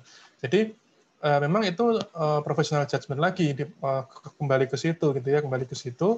Kemudian ketika dia sudah perpanjang ternyata sudah tidak lagi menemukan bukti, maka ya bisa saja kita keluarkan SKP nihil, tidak ada temuan, itu juga bisa. Gitu ya. Tapi kalau memang mau ngambil risiko dengan ada bukti yang menurut kita tahu bahwa ini buktinya agak kurang kuat nih, tetapi kita pengen WP ini nanti yang penting bisa kita terbitkan SKPKB misalnya. Nanti tapi kemudian dia berpikir, ya nanti ketika naik ke keberatan ataupun banding, ya kalau memang harus lepas ya sudah nggak masalah, itu juga ada gitu ya. Jadi kalau pemeriksa yang baik tentu dia akan mempertimbangkan baik-baik bahwa semua buktinya valid dan relevan. Kemudian ketika nanti dia katakanlah WP mau keberatan atau banding, kita punya kekuatan yang bagus gitu ya. Perlu kalian tahu ya bahwa sampai dengan periode 2019-2020 yang lalu itu sebenarnya ada satu prestasi yang cukup memalukan bagi pemeriksa kita gitu ya. Apa memalukannya gitu ya? Secara agregat itu sebenarnya lebih banyak terbit SKPLB daripada SKPKB ya. Karena kalian tahu ya, ketika ada WP melaporkan LB, SKPLB itu pemeriksa turun untuk memeriksa, kemudian terbit SKP nihil, kurang bayar atau lebih bayar. Nah, kalau dikalkulasi semua itu dikumpulkan, diagregatkan itu semua data berapa yang ada pemeriksa yang mendapatkan temuan kurang bayar 100 miliar, ada pemeriksa yang dia menerima SKPLB. Ternyata ketika dikalkulasi yang KB dikurangi LB itu misalnya ternyata masih LB gitu ya. Masih banyak uang yang keluar dari hasil pemeriksaan tadi. Nah, saya nggak tahu apakah itu memang sudah dilakukan pemeriksaan dengan benar, dia sudah bisa menemukan bukti yang valid, kemudian dia tutup dengan LP, atau memang ada sesuatu gitu ya. Nah, makanya kenapa kita di sini harus kembali lagi kepada tadi kode etik ya, kepada bagaimana kita sebagai orang DJP itu harus mempertahankan profesionalisme, integritas kita gitu ya. Karena ketika kita seharusnya ketika kita sebagai seorang pemeriksa itu belum menemukan bukti yang cukup atau kita pengen ini harus kurang bayar, saya pokoknya pengen ini kurang bayar, saya nggak bisa tak ikhlasin hanya nihil, saya harus cari bukti lagi yang lebih bagus lagi, maka kita bisa memperpanjang pemeriksaannya. Jadi semua itu karena ini juga terkait dengan professional judgment, maka tiap-tiap pemeriksa bisa jadi akan melakukan hal yang berbeda, tetapi ada periode waktu dan juga ada opsi untuk memperpanjang itu. Gitu ya, Gung? Baik, terima kasih banyak, Pak. Ya, sama-sama. Baik, kita masuk ke metode, teknik, dan prosedur pemeriksaan. Ya, ya kita sudah belajar bahwa pedomannya adalah SE 65 2013, gitu ya. Kemudian latar belakang SE ini ya adalah memberikan pedoman kepada pemeriksa pajak untuk melakukan penelitian. Ya, jadi ini sesuai dengan Per 23 tentang standar pemeriksaan. Jadi di sini kita tahu ya kalau Per posisinya lebih tinggi dari SE. Ya, jadi kalau kalian nanti ditanya, emang Per sama SE lebih tinggi mana? Lebih tinggi Per, ya. Karena Per, peraturan dirjen itu, dia menerbitkan standarnya, kemudian pedomannya masuk dari SE. Makanya SE itu sebenarnya sifatnya internal. Ya, kalau Per itu sifatnya bisa dibuka lah, bisa dikasih ke WP lah. Silakan ini lo ada peraturan dirjen, kalian harus patuh sama ini. Tapi kalau SE surat edaran itu seharusnya itu adalah konsumsi internal. Tetapi dengan teknologi informasi yang begitu majunya saat ini, tentu sangat mudah bagi wajib pajak untuk bisa menemukan SE-SE itu ya, bertebaran di Google gitu ya. Nah, metode pemeriksaan. Nah, ini adalah gambar hierarki dalam kita memahami terkait dengan pemeriksaan ya. Jadi ketika kita memilih gitu ya, itu kita tahu bahwa semuanya sudah ada dalam program pemeriksaan ya. Di situ kita bisa memilih metode, teknik atau prosedur yang akan dilakukan oleh pemeriksa dalam melakukan pemeriksaan. Dalam program itu ada. Kemudian ada metodenya. Jadi metode ini adalah teknik dan prosedur ya. Jadi di dalam, jadi ini kayak sebuah bola gitu ya. Masing-masing itu ada cakupan-cakupannya begitu. Program ini menyakup seluruhnya ya. Ada metode, ada teknik, ada prosedur gitu ya. Ini diatur dalam SE04. Nah, kemudian dalam SE65 itu dia mulai mengatur dari metode, teknik, dan prosedur. Ya. Jadi SE04 mengatur seluruhnya berupa program pemeriksaan, Sedangkan si SE65 dia mengatur metode, teknik, dan juga prosedur. Nah, lingkaran kedua itu tentang metode. Ini adalah isinya teknik dan prosedur. Ya. Jadi metode itu di dalamnya ada teknik, ada prosedur. Jadi biasanya ya, ini adalah sebuah metode yang kemudian kita pakai untuk menguji informasi yang kita dapatkan, baik itu berupa buku, catatan, dokumen, data, informasi, dan lain sebagainya. Jadi dia adalah untuk tekniknya, bagaimana cara melakukan pengujiannya. Gitu ya. Kemudian untuk teknik sendiri adalah cara untuk mengumpulkannya. Ya. Jadi cara pengumpulan buktinya, kemudian cara pengujiannya, dan juga untuk bagaimana kita bisa meyakini tentang kebenaran pos-pos yang sedang kita periksa. Nah, kemudian di prosedur ini ternyata ada satu lebih detail lagi terkait dengan petunjuk rincinya. Jadi ada prosedur tentang bagaimana sih step by step-nya gitu ya untuk melakukan pemeriksaan pajak. Nah, ini bisa kalian baca di SE65 ya. Kalau kalian ada waktu silakan dibaca. Nanti kalau ada pertanyaan silakan kita diskusikan gitu ya. Kemudian metode, ya. Tadi kita bicara metode, teknik, prosedur, kita masuk ke metode dulu. Nah, metode ini ada namanya metode langsung dan juga metode tidak langsung. Kalau metode langsung, ya ini kita menguji kebenaran pos-pos yang kita periksa itu langsung terhadap buku, catatan, data, dokumen, informasi yang kita periksa langsung gitu ya. Oh, ini kita temukan dokumen-dokumennya gitu ya langsung. Nah, dalam metode tidak langsung itu untuk menguji melalui pendekatan perhitungan tertentu. Ya.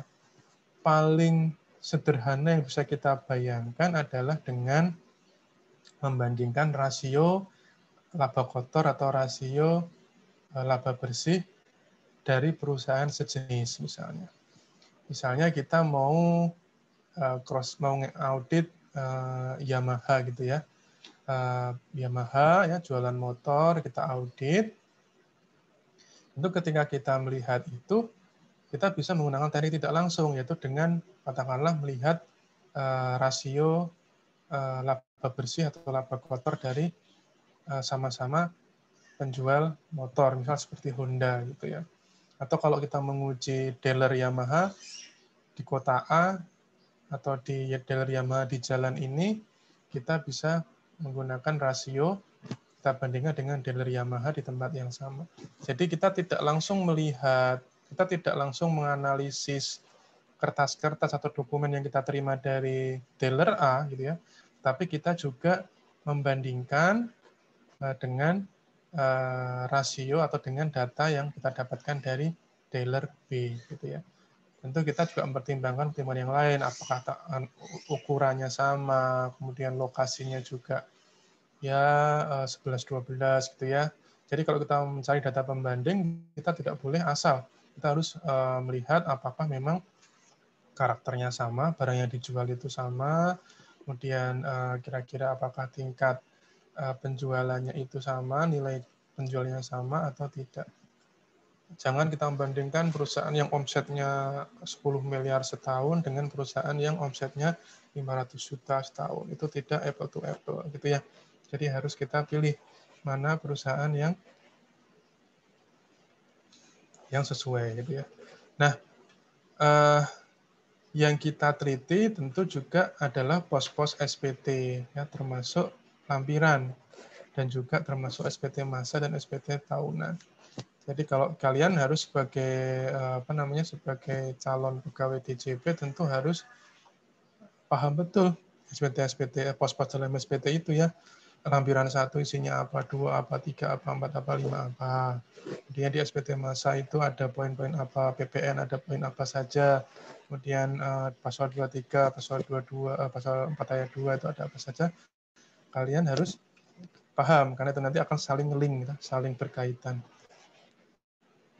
Nah, untuk penggunaan metode tidak langsung ini ya, dia menjelaskan si SE ini menjelaskan bahwa metode langsung Metode tidak langsung ini diterapkan apabila kita tidak bisa melakukan metode langsung, ya. Kemudian kita harus membuktikan ya bahwa metode langsung itu tidak dapat digunakan. Misalnya ketika kita cek semuanya, misal kita dapat nih dokumen-dokumennya itu sama semua. Jadi sama semua, bagus semua.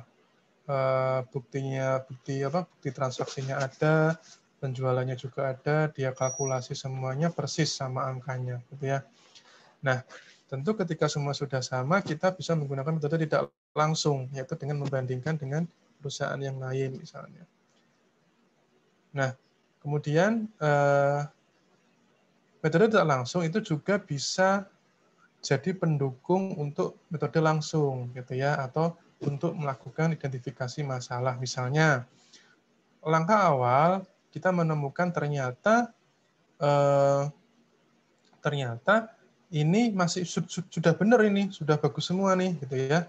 Nah, kemudian ketika kita melakukan challenge, ketika kita cek dengan usaha sejenis, ternyata kita temukan bahwa wah ini laba brutonya nggak wajar ini presentasi rasionya nggak wajar. Nah, berangkat dari situ kita cek lagi nih, jangan-jangan ada nih ruangan yang belum kita cek atau kita belum mengecek lokasi usaha yang lain misalnya, nah itu harus kita cek, gitu ya. Jadi tadi metode tidak langsung itu bisa menjadi pendukung untuk menggunakan metode langsung. Atau katakanlah begini, kita sebelumnya tidak tahu apa-apa dalam program pemeriksaan kita, ya ketika kita membuat audit plan, kita bikin dulu tuh sebuah gambaran. Kita tahu WP-nya usahanya ini, ukurannya segini, kemudian kita cari dulu data pembanding nih. Ada nggak perusahaan yang sama, dengan penjualan yang sama, barang yang dijual sama, kita kumpulkan dulu informasi terkait dengan rasio-rasionya. Berapa sih kewajaran laba kotor yang dia peroleh, berapa sih kewajaran biaya gaji yang harusnya diberikan pada karyawannya, gitu ya. Setelah kita gali, baru kita terapkan metode langsungnya. Kita langsung masuk ke sana, jadi ketika kita berargumen dengan wajib pajak, itu kita punya senjata yang kuat, gitu ya. Kita punya pembanding. Nggak bisa kalau kamu ngeklaim biayamu segini, orang di sana aja cuma segini, gitu misalnya. Dari mana kamu mau klaim segini? Mana buktinya, gitu ya. Nah, itu harus kita siapkan dulu dari metode tidak langsung, baru kemudian masuk untuk mendukung metode langsung. Nah, tentu metode ini bisa kita pakai satu atau lebih, ya. Bisa kita campur-campur, misal tadinya tidak langsung, kemudian metode langsung, tarik lagi ke metode tidak langsung lagi, gitu ya. Bolak-balik nggak ada masalah. Yang penting kita menemukan bukti yang cukup, valid, dan kredibel. Nah, dalam metode tidak langsung ini, kita ada 6 pendekatan. Ya. 6 pendekatan ini, kita bisa lihat di sini, ini terkait dengan beberapa hal, baik itu yang bersumber dari pihak lain atau yang bersumber dari diri mereka sendiri, begitu ya. Pertama terkait dengan transaksi tunai dan bank, ya. Tentu ketika kita melakukan pemeriksaan, kita bisa melihat meminta data transaksi tunai dia atau transaksi melalui bank. Jadi kita bisa minta rekening korannya melalui bank, gitu ya. Ini loh rekening korannya saya dapatkan dari bank ini misalnya. Nah, itu bisa jadi pendekatan, gitu ya. Kalau kita sudah tahu nomor rekeningnya dia misalnya, kita mau tracing itu bisa, karena di dalam di negara kita kerahasiaan data bank itu bisa dibuka untuk kepentingan perpajakan. Jadi ketika kita tahu, tapi tidak semuanya dibuka ya, tidak, metodenya bukan si banknya itu selalu memasuk kita semua data ya, itu tidak, tapi by request. Ada beberapa yang memang selalu dipasok oleh bank terkait dengan data saldo yang di atas 1 miliar. Kan pernah dengar ya. Jadi untuk saldo di atas 1 miliar biasanya bank akan melaporkan ke kita, ke DJP. Tetapi untuk hal yang terkait dengan transaksi yang kecil-kecil, itu kita harus melakukan request, gitu ya, sehingga kita menunjukkan ke banknya bahwa mereka sedang diperiksa, kemudian minta rekening korannya itu bisa kita lakukan. Kemudian ada sumber dan penggunaan dana. Nah, ini tentu kita juga harus lihat sumber data dari mana, penggunaannya dari mana. Ketika kita lihat bahwa ternyata ada nih misal dia beli mobil seharga 200 juta. Nah, itu kan data terkait pembelian mobil ini kan masuk ke kita juga, ke DJP. Jadi kalau ada orang beli mobil, itu datanya masuk ke kami, ke DJP ya, sehingga kita bisa cek, oh dia kok bisa beli mobil, ini penggunaan pembelian ini tuh menggunakan uang dari mana, sumbernya dari mana, gitu ya, bisa kita trace. Kemudian penghitungan rasio yang tadi saya jelaskan sebagai contoh, tidak langsung terkait dengan rasio laba kotor, itu bagaimana, gitu ya. Kemudian terkait dengan satuan atau volume, ya terkait dengan kira-kira volume penjualannya berapa sih, bisa kita cek, gitu ya, kita amati. Oh ternyata harga satuannya sekian, volume yang dijual seharinya sekian. Kasarannya ya penghitungan kasarannya dikali sekian dalam 1 bulan dikali sekian dalam 1 tahun, maka ketemu penjualan setahunnya harganya segini misalnya. Nah itu tidak langsung, jadi kita melakukan penghitungan sendiri. Kemudian biaya hidup ini terkait dengan tentu kalau kita lihat ada orang yang rumahnya besar, ya, kemudian dia hanya mengklaim penghasilannya sedikit, begitu. Ternyata kita harus cek tuh, rumah besar kan pasti konsumsi listriknya tinggi, kemudian pasti dia juga bayar PBB-nya juga tinggi, ya. Kemudian dia juga pasti membayar orang untuk membersihkan, nggak mungkin dia membersihkan sendiri, gitu ya. Kemudian kalau gede kan berarti dia ada banyak kamar, berarti seharusnya dia ada banyak orang di situ. Kalau ada banyak orang berarti seharusnya dia konsumsi untuk makan itu banyak, untuk bayar air banyak dan sebagainya. Jadi kita bisa kalkulasi, nggak mungkin kalau dia punya rumah segede ini dengan anggota keluarga sebanyak ini kok penghasilannya cuma segini gitu ya. Harusnya lebih dari ini gitu ya. Jadi bisa kita trace. Apakah itu terjadi ya, karena kalau kalian melihat SPT orang, so kalian sudah kerja di DJP, kalian melihat penghasilan orang itu lucu-lucu gitu. Ada orang yang dia hartanya banyak sekali ya, punya emas berapa kilo, punya rumah berapa biji, punya mobil berapa biji, tapi dia laporinnya cuma sekian puluh juta. Jadi lucu gitu, nggak sesuai antara profil dengan penghasilannya. Nah itu bisa jadikan objek pemeriksaan. Gitu ya. Kemudian tentu dengan pertambahan kekayaan bersih, ya, net worth ini terkait dengan berapa sih penambahan harta dia, berapa sih utang yang dia punya. Jadi kami di DJP punya data itu semua, punya data dia pernah KTP dengan NIK sekian-sekian itu pernah beli mobil di showroom ini, dari PT ini, tanggal segini itu kita ada semua. Kemudian utang, terkait dengan utang kita juga ada, tinggal masukkan NIK-nya, ketemu orang ini tuh punya utang di mana saja, ya, nilainya berapa, kemudian tujuannya buat apa, itu ada semua. Jadi kita bisa menghitung kekayaan bersih dari si wajib pajak gitu ya. Ini metode tidak langsung, jadi kita tidak menggunakan data yang di-provide oleh WP-nya, tapi kita mencari data di luar. Nah, untuk yang transaksi tunai dan bank, ya, tentu kalau kita lihat bahwa wajib pajak itu mencatat penghasilan itu di sisi debit dan juga pengeluaran di sisi kredit, gitu ya. Termasuk penghasilan-penghasilan yang bukan objek pajak, pengeluaran-pengeluaran yang tidak boleh dikurangkan, gitu ya, dan lain sebagainya.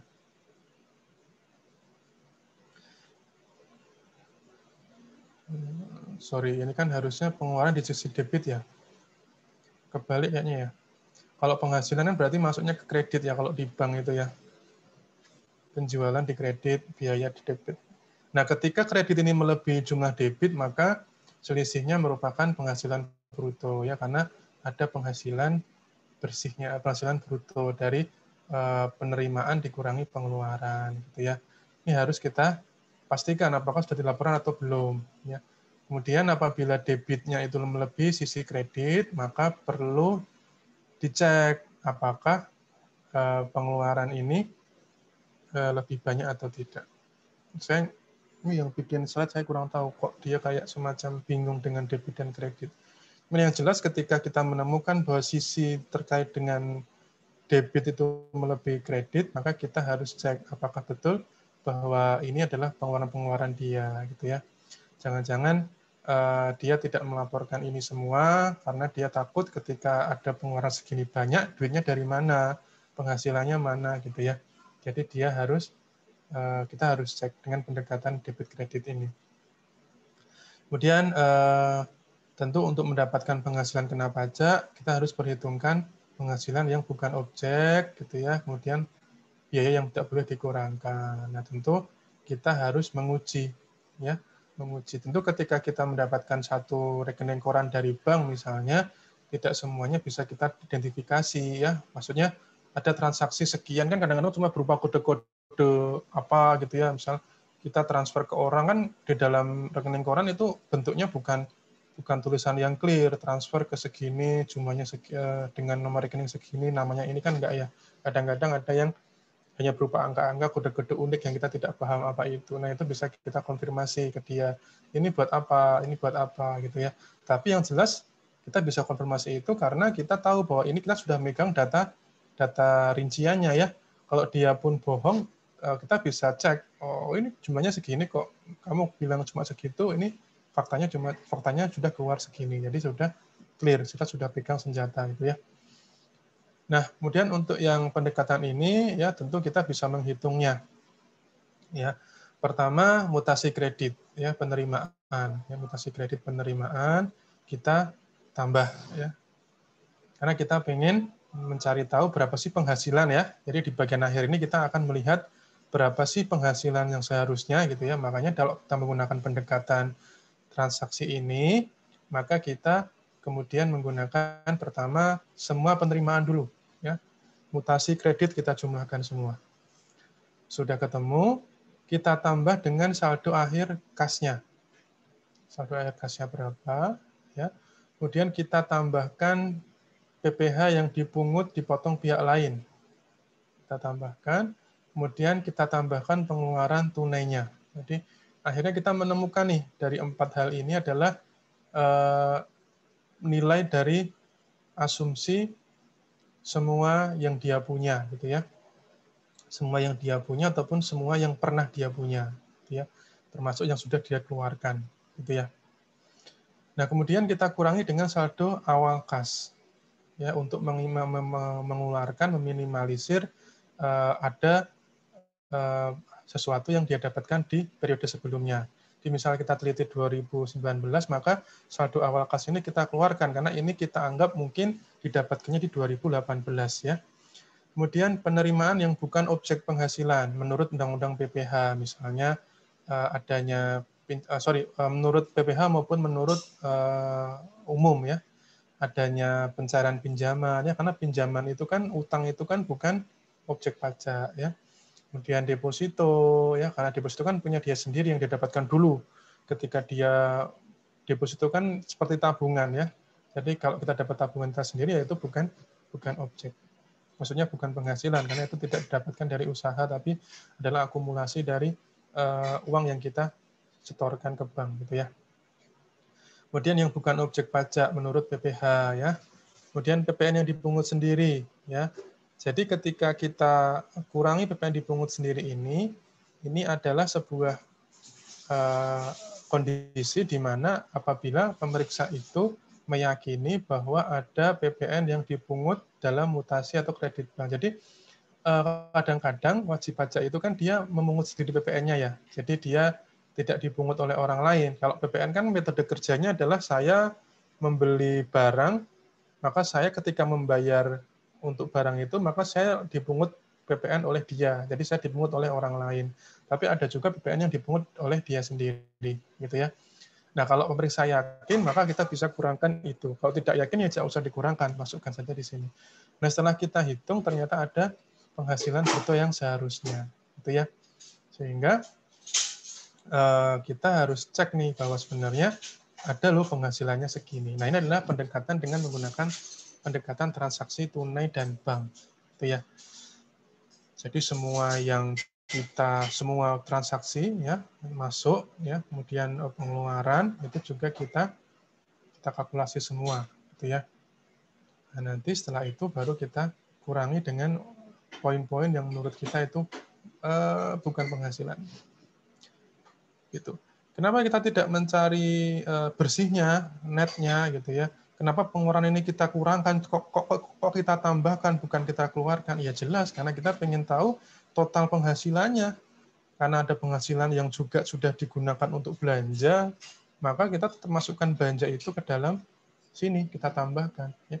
Jangan rancu dengan laporan laba rugi atau laporan yang lain. Kalau pengeluaran ya dikeluarin, enggak, tapi pengeluaran kita tambah. Intinya kita tambahkan dulu semua.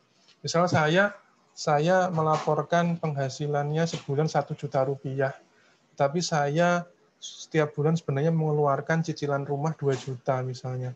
Nah, itu harus saya tambahkan. Jadi pemeriksa pajak harus meneliti bahwa harusnya kamu 2 juta itu dari mana asalnya.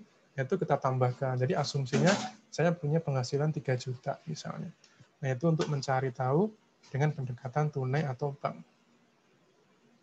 Nah, sekarang untuk pendekatan sumber dan penggunaan dana. Sebentar ya, saya istirahat dulu ya. Haus banget soalnya.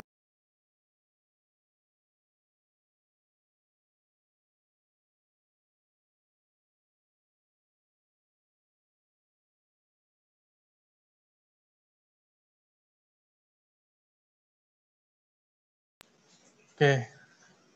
Jadi dalam pendekatan ini ya, nanti sampai itu ya, sampai kita selesaikan. Nanti kalau sudah selesai kita tutup saja. Nanti kalian biar menunggu jam 10, kuisnya dibuka, silakan kerjakan. Nanti mau dikerjakan sore sebelum buka juga nggak masalah, silakan. Oke, pendekatan sumber dan penggunaan dana ini terkait dengan ada beberapa kondisi ya, bahwa ada data bahwa sumber pendanaan kegiatan usaha wajib pajak itu bisa dari internal maupun eksternal, gitu ya. Kemudian penggunaan dananya itu bisa dengan operasional maupun penambahan harta. Nah, ini dua kondisi dalam data seperti ini. Jadi sumber itu kita harus cek apakah sumber itu didapat dari internal atau didapat dari eksternal. Internal contohnya apa? Contohnya adalah memang itu didapat dari katakanlah kita punya modal misalnya. Kita di awal punya tabungan, punya modal, kita gunakan itu untuk usaha. Kita jadikan itu untuk beli beli barang dagangan misalnya. Atau dari eksternal, dari kita utang, kita pinjam atau kita mengumpulkan dana dari beberapa orang, kita kumpulkan kemudian kita jadikan sebagai modal. Ya. Nah, kemudian terkait dengan penggunaan, tentu dana itu bisa digunakan sebagai operasional untuk bayar transportasi, untuk bayar gaji pegawai, atau untuk beli, misal untuk beli motor atau untuk beli mobil sebagai alat untuk berdagang misalnya. Nah, apabila semua penghasilan dan pengeluaran itu dilaporkan dengan benar, maka seharusnya jumlah sumber dana itu sama dengan jumlah penggunaan dana. Ya. Jadi penggunaan dana itu selalu didukung oleh adanya sumber dana. Nggak mungkin ada dana yang tiba-tiba muncul tanpa sumbernya. Ya mungkin kecuali dia ikut penggandaan uangnya mbah siapa gitu ya. Nah, itu tidak bisa, itu tidak logis, tidak bisa kita gunakan. Nah, apabila penggunaan dana itu lebih besar daripada sumber dana, berarti ada sumber yang tidak dilaporkan. Nah, kemudian kita harus cek apakah sumber itu dari penghasilan atau bukan, atau dia cuma dari utang, atau dia dari hibah misalnya, dari orang tua. Nah, itu harus kita cek lagi. Ya. Ini pendekatan sumber dan penggunaan dana. Nah, kalau rasio ya tentu kita menggunakan data pembanding.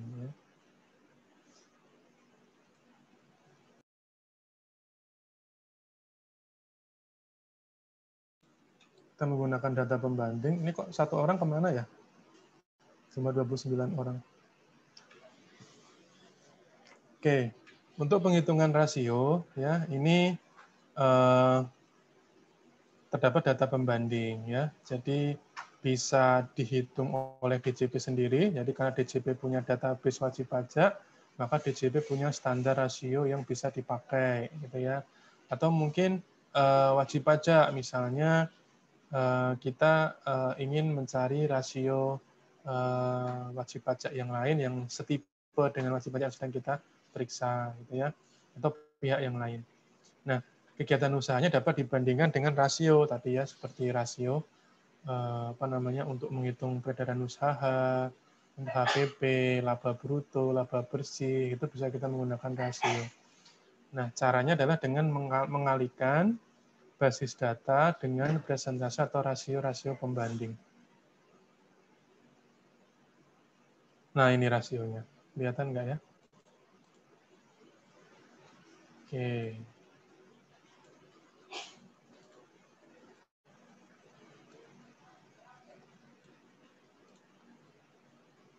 Ini ya.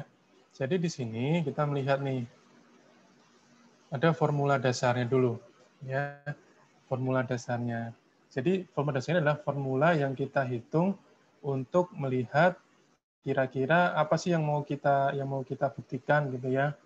Misalnya kita mau menghitung peredaran usaha gitu ya. Maka kita cek dulu basis data yang kita punya, kemudian kita hitung persentase atau rasio pembandingnya gitu ya.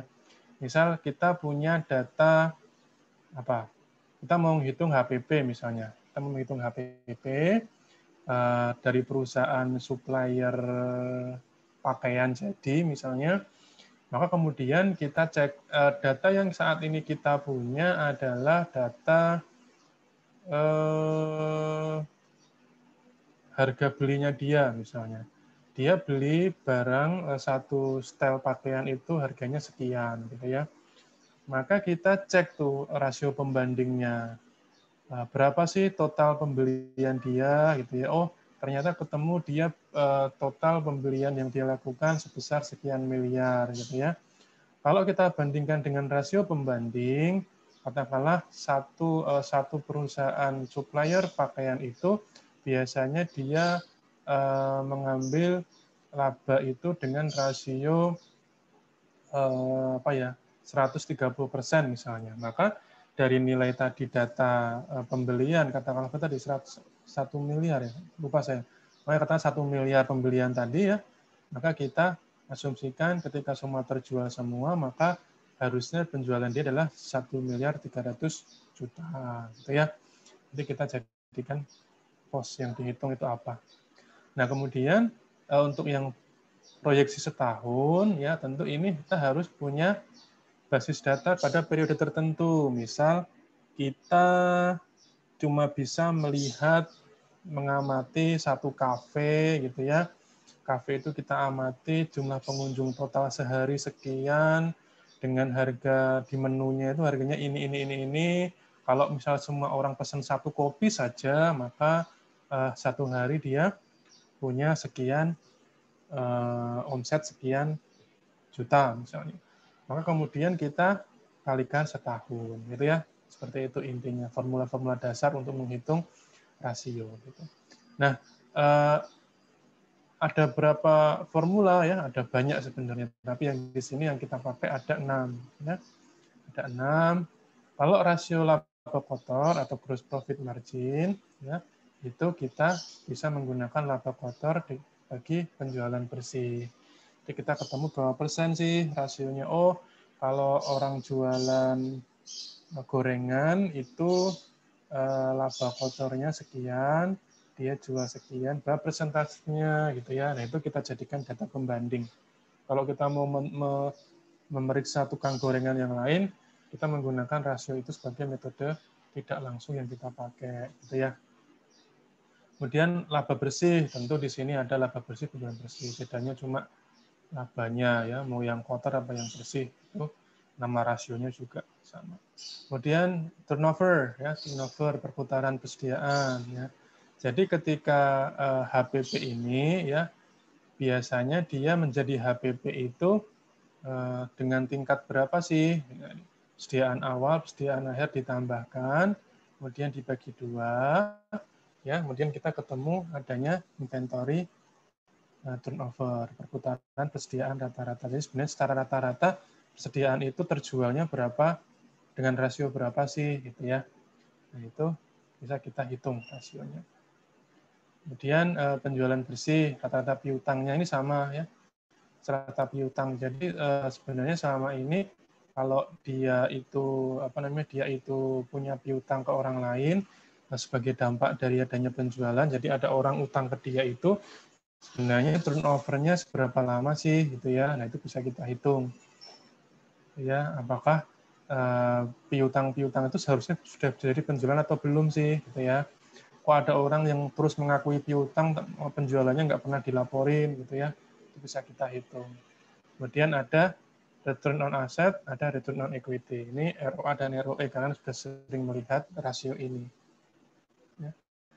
Sehingga kita bisa bandingkan, kalau ada orang perusahaan dengan ukuran yang nilai aktifannya sekian miliar, kok dia cuma punya laba sekian, kayaknya itu nggak cocok, Bang, nggak BEP, kayaknya itu terlalu banyak beban yang harus dia tanggung untuk asetnya sendiri ya, itu sudah tinggi. Jadi kita bisa kalkulasi gitu ya. Nah, di sini kita bisa cek nih, kalau kita cuma punya HPP sama biaya usaha, nah kita pengen cari penjualan, itu gimana caranya gitu ya. Penjualan sama dengan HPP kali 1 plus gross profit margin ya. Nah, ini cara menghitungnya. Kalau tidak ada HPP, ada HPP dan ada biaya tapi tidak ada penjualan. Kalau tabel ini kalian perhatiin, semuanya tidak ada penjualan ya, karena memang fokus kita adalah mencari penjualan atau mencari laba, gitu ya. Mencari laba. Kalau kalian lihat di sini di kolom paling kanan, ini nyari penjualan ya, nyari HPP. Nyari HPP pun nanti akan lari juga ke penjualan, gitu ya. Ini juga nyari HPP, lari ke penjualan, nyari penjualan, laba bersih. Jadi semua ini adalah pedoman yang bisa kalian pakai ketika kalian mau menghitung penjualan maupun laba bersih. Ya. Kalau tidak ada ini, ya, tapi cuma ada ini, misalnya cuma ada persediaan, maka kita pakai persediaannya berapa, kita pakai inventory turnover rasio ya. Jadi ini nanti kalian dapatkan dari perusahaan lain, bukan dari dia sendiri. Ketika kita punya persediaan sekian, kita bandingkan dengan perusahaan sejenis, dia inventory turnover-nya berapa, kita kalikan, ketemulah angka HPP menurut penghitungan kita sendiri, tidak langsung ya tadi, metode tidak langsung yang kita pakai. Kemudian ini kita langsung kalikan dengan HPP kali 1 plus GPM. GPM ini juga dari perusahaan lain, untuk sejenis itu gross profit margin-nya berapa. Kalian tentu lebih jago lah. Ya. Saya dengar kalian banyak yang jualan online. Oke. Ini contoh penghitungan rasio ya. Jadi untuk tidak langsungnya seperti ini.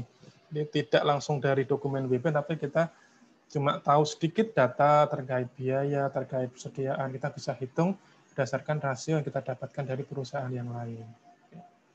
Nah, kemudian pendekatan satuan atau volume ya. Nah, ini cara menentukannya tentu kita menghitung dengan menerapkan harga atau jumlah laba satuan yang direalisasi oleh wajib pajak. Ya, tentu satuan itu adalah segala sesuatu atau variabel dalam kuantum yang memberikan petunjuk besarnya volume usaha ya. Tidak hanya mengacu pada barang produksi, tapi juga barang yang dari segala variabel yang menunjukkan volume usaha. Contohnya apa? Contohnya misal terkait dengan kepemilikan asetnya misalnya. Jadi ketika satu perusahaan dia punya aset yang besar, maka tentu seharusnya dia menjadi variabel bahwa harusnya volume usahanya juga besar. Ketika dia punya banyak mobil pickup misalnya, dia punya pickup banyak, punya 100 pickup gitu ya. Nggak mungkin kalau 100 pickup itu nggak dipakai semua atau cuma dipakai 1 atau 2, kan nggak mungkin. Terus kemudian yang lain buat apa gitu ya. Nah, kemudian tentu ada beberapa hal yang perlu kita perhatikan ya. Jadi tidak hanya terkait dengan satuan atau unit yang terjual saja, tapi juga pada satuan dari beberapa pos. Misal utang. Dia punya banyak sekali hutang atau dia punya banyak sekali piutang. Kok nggak cair-cair piutangnya itu? Emangnya dia jual ke siapa? Dia ngasih piutang ke siapa sih gitu ya? kemudian bentuknya apa, terus kapan itu terrealisasi jadi penjualan atau kapan itu bisa cair masuk ke dalam katakanlah ke dalam bukan masuk, tidak dikategorikan sebagai piutang tak tertagih gitu. Nah, itu banyak yang bisa kita jadikan pendekatan. Contoh nih, kalau yang satuan ini kalau perdagangan dia terkait dengan kuantitas barang yang dijual, ya.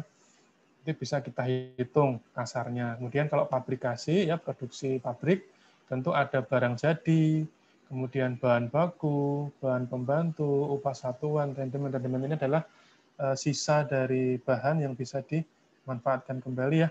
Ya kalian sudah belajar cost accounting lah, kalian sudah sangat jago dengan hal ini ya. Mudah-mudahan nilai cost accounting kalian bagus semua. Gitu. Jadi kalian paham terkait dengan fixed cost, variable cost, gitu ya. Kemudian dengan masalah dengan jam kerja, upah karyawan, itu kalian bisa paham. Kemudian terkait dengan karakter usaha, misalnya kayak dokter tentu jumlah kunjungan pasien. Ini misal kafe tadi ya jumlah pengunjung kafe atau jumlah Gojek yang mampir untuk GoFood misalnya, itu bisa kita hitung ya. Kemudian kalau pengacara tentu berapa jam dia disewanya gitu ya. Kemudian kalau hotel tentu kita bisa cek berapa jumlah kamarnya, berapa sering dia pesan sabun, ya, yang sabun pasti digunakan oleh pelanggan, yang nggak mungkin sabun dimakan oleh karyawannya, gitu ya. Kemudian barang-barang yang lain lah. Jadi kita bisa melihat dari, jadi kita sebagai pemeriksa itu harus punya pandangan yang luas, harus bisa berstrategi, harus tahu kira-kira dari pos-pos mana yang bisa kita manfaatkan untuk mencerca wajib pajak itu ya, untuk menyudutkan mereka gitu. Nah, ini pendekatannya juga ada rumusnya ya. Kalau yang satuan volume tadi tentu kita harus menerapkan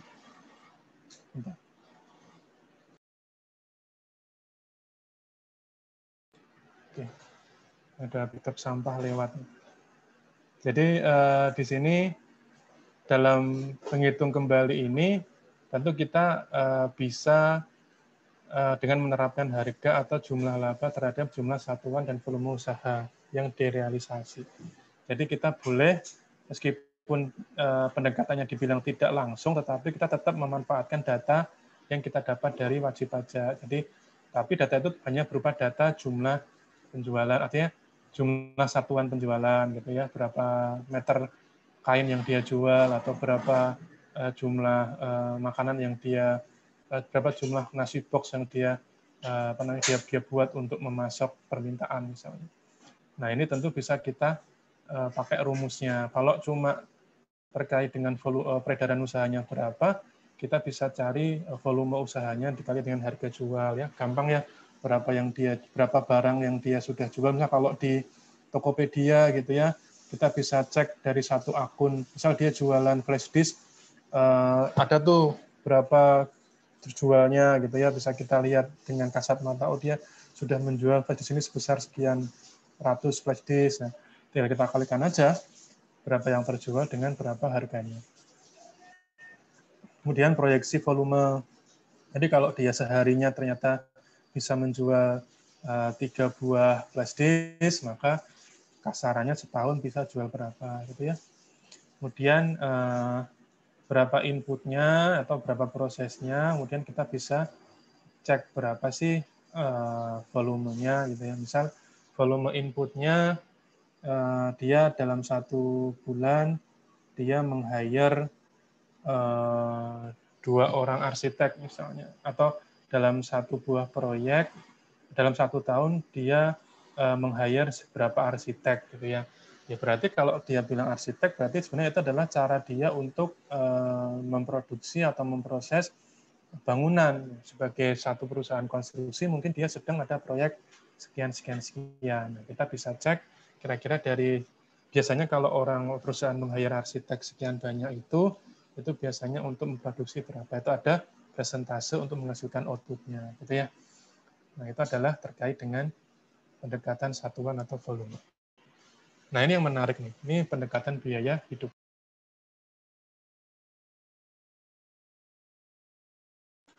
Oke, jadi biaya hidup ini ini kita mendefinisikannya sebagai semua pengeluaran yang tidak termasuk untuk menambah kekayaan. Jadi kalau WP itu tidak punya utang, maka minimal penghasilannya itu sama dengan biaya hidup. Atau katakanlah kalau WP, atau mungkin akan berbeda juga kalau WP itu misal menyisihkan untuk hal selain biaya hidup, misalnya untuk investasi atau untuk apa, itu nanti ada penghitungannya. Nah, tapi kalau kita mau hitung secara kasar, sebenarnya ya secara prinsip ya ketika orang itu dia punya biaya hidup, maka minimal dia punya penghasilan sebesar itu. Ya, kalau dia punya lebih besar lagi, berarti dia bisa punya spare untuk nabung, untuk investasi, gitu ya.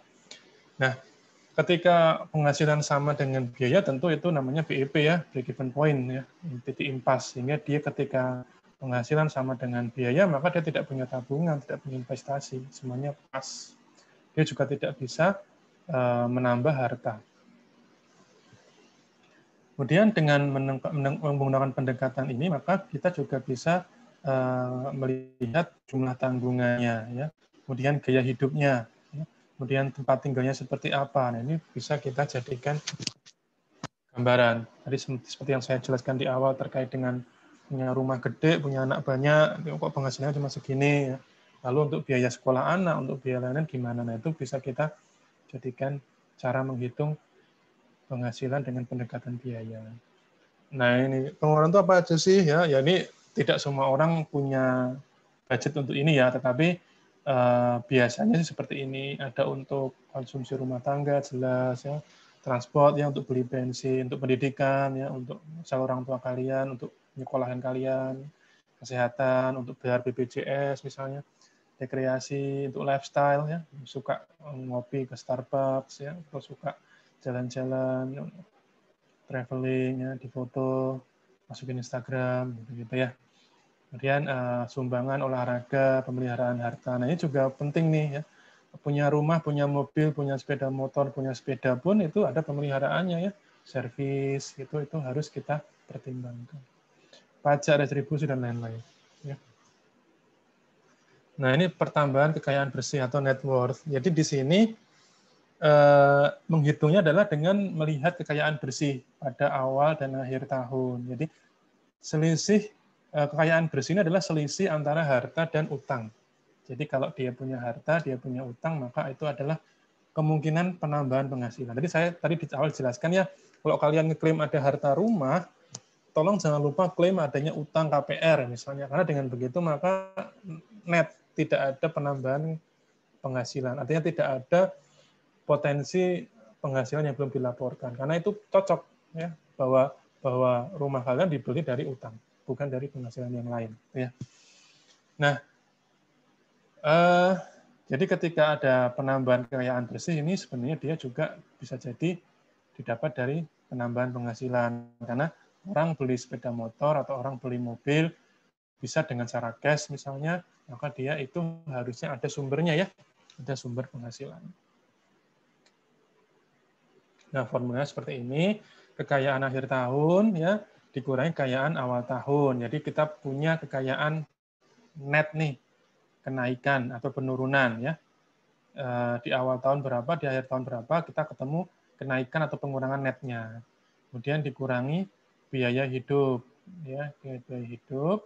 Ditambah biaya hidup ya, karena kita ingin mencari penghasilan kayak tadi kasusnya di awal tadi waktu kita dengan pendekatan yang sebelumnya. Kemudian dikurangi penghasilan yang bukan objek atau PPh final, ketemu deh penghasilan bruto berapa. Itu ya. Ini untuk menghitung dengan pendekatan kekayaan bersih.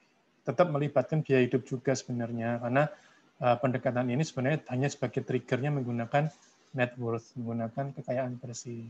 Tapi tetap melibatkan biaya hidup. Sebenarnya dua hal yang hampir mirip dengan yang pendekatan biaya hidup tadi. Nah, kalau pengusaha ya biasanya ada orang yang dia bukan karyawan, dia pengusaha ya, misal kayak pengusaha warung Padang, kan nggak mungkin dia bikin PT atau bikin CV hanya untuk bikin warung Padang. Biasanya dia ya dia sendiri atas nama Bapak A, dia jualan nasi Padang, ya berarti kadang-kadang bisa jadi biaya hidupnya dia itu bercampur dengan biaya usaha ya. Karena tiba-tiba ketika dia melayani pelanggan, tiba-tiba anaknya datang, Pak minta uang Pak, dia ambilkan juga uang itu dari laci tempat dia menyimpan uang. Ya. Jadi biasanya tercampur sehingga kita menggunakan formula seperti ini, itu ya. Bedanya hanya ada di biaya usaha. Nah, tentu kelengkapannya juga harus ada ya ketika kita menggunakan laporan metode tidak langsung ini, tentu kita juga sudah harus punya pernyataan kalau ini tuh benar, sumber ini tuh benar, biaya ini tuh benar ya. Tambah kurangnya harta kami juga benar ya. Bahwa rekening ini punya kami, bahwa laporan keuangan ini ada surat pernyataan yang harus ditandatangani WP. Jadi ketika kita nanti menemukan sesuatu dari hal-hal ini ya, hal-hal ini maka kita bisa menjadikannya sebagai sebuah pedoman yang kuat. Oke, sudah selesai untuk yang part 1 ya. Minggu depan kita masuk ke part 2 sambil kita bahas terkait dengan soal kita yang nanti saya kirim ke Irta. Oke, ada yang mau bertanya silakan.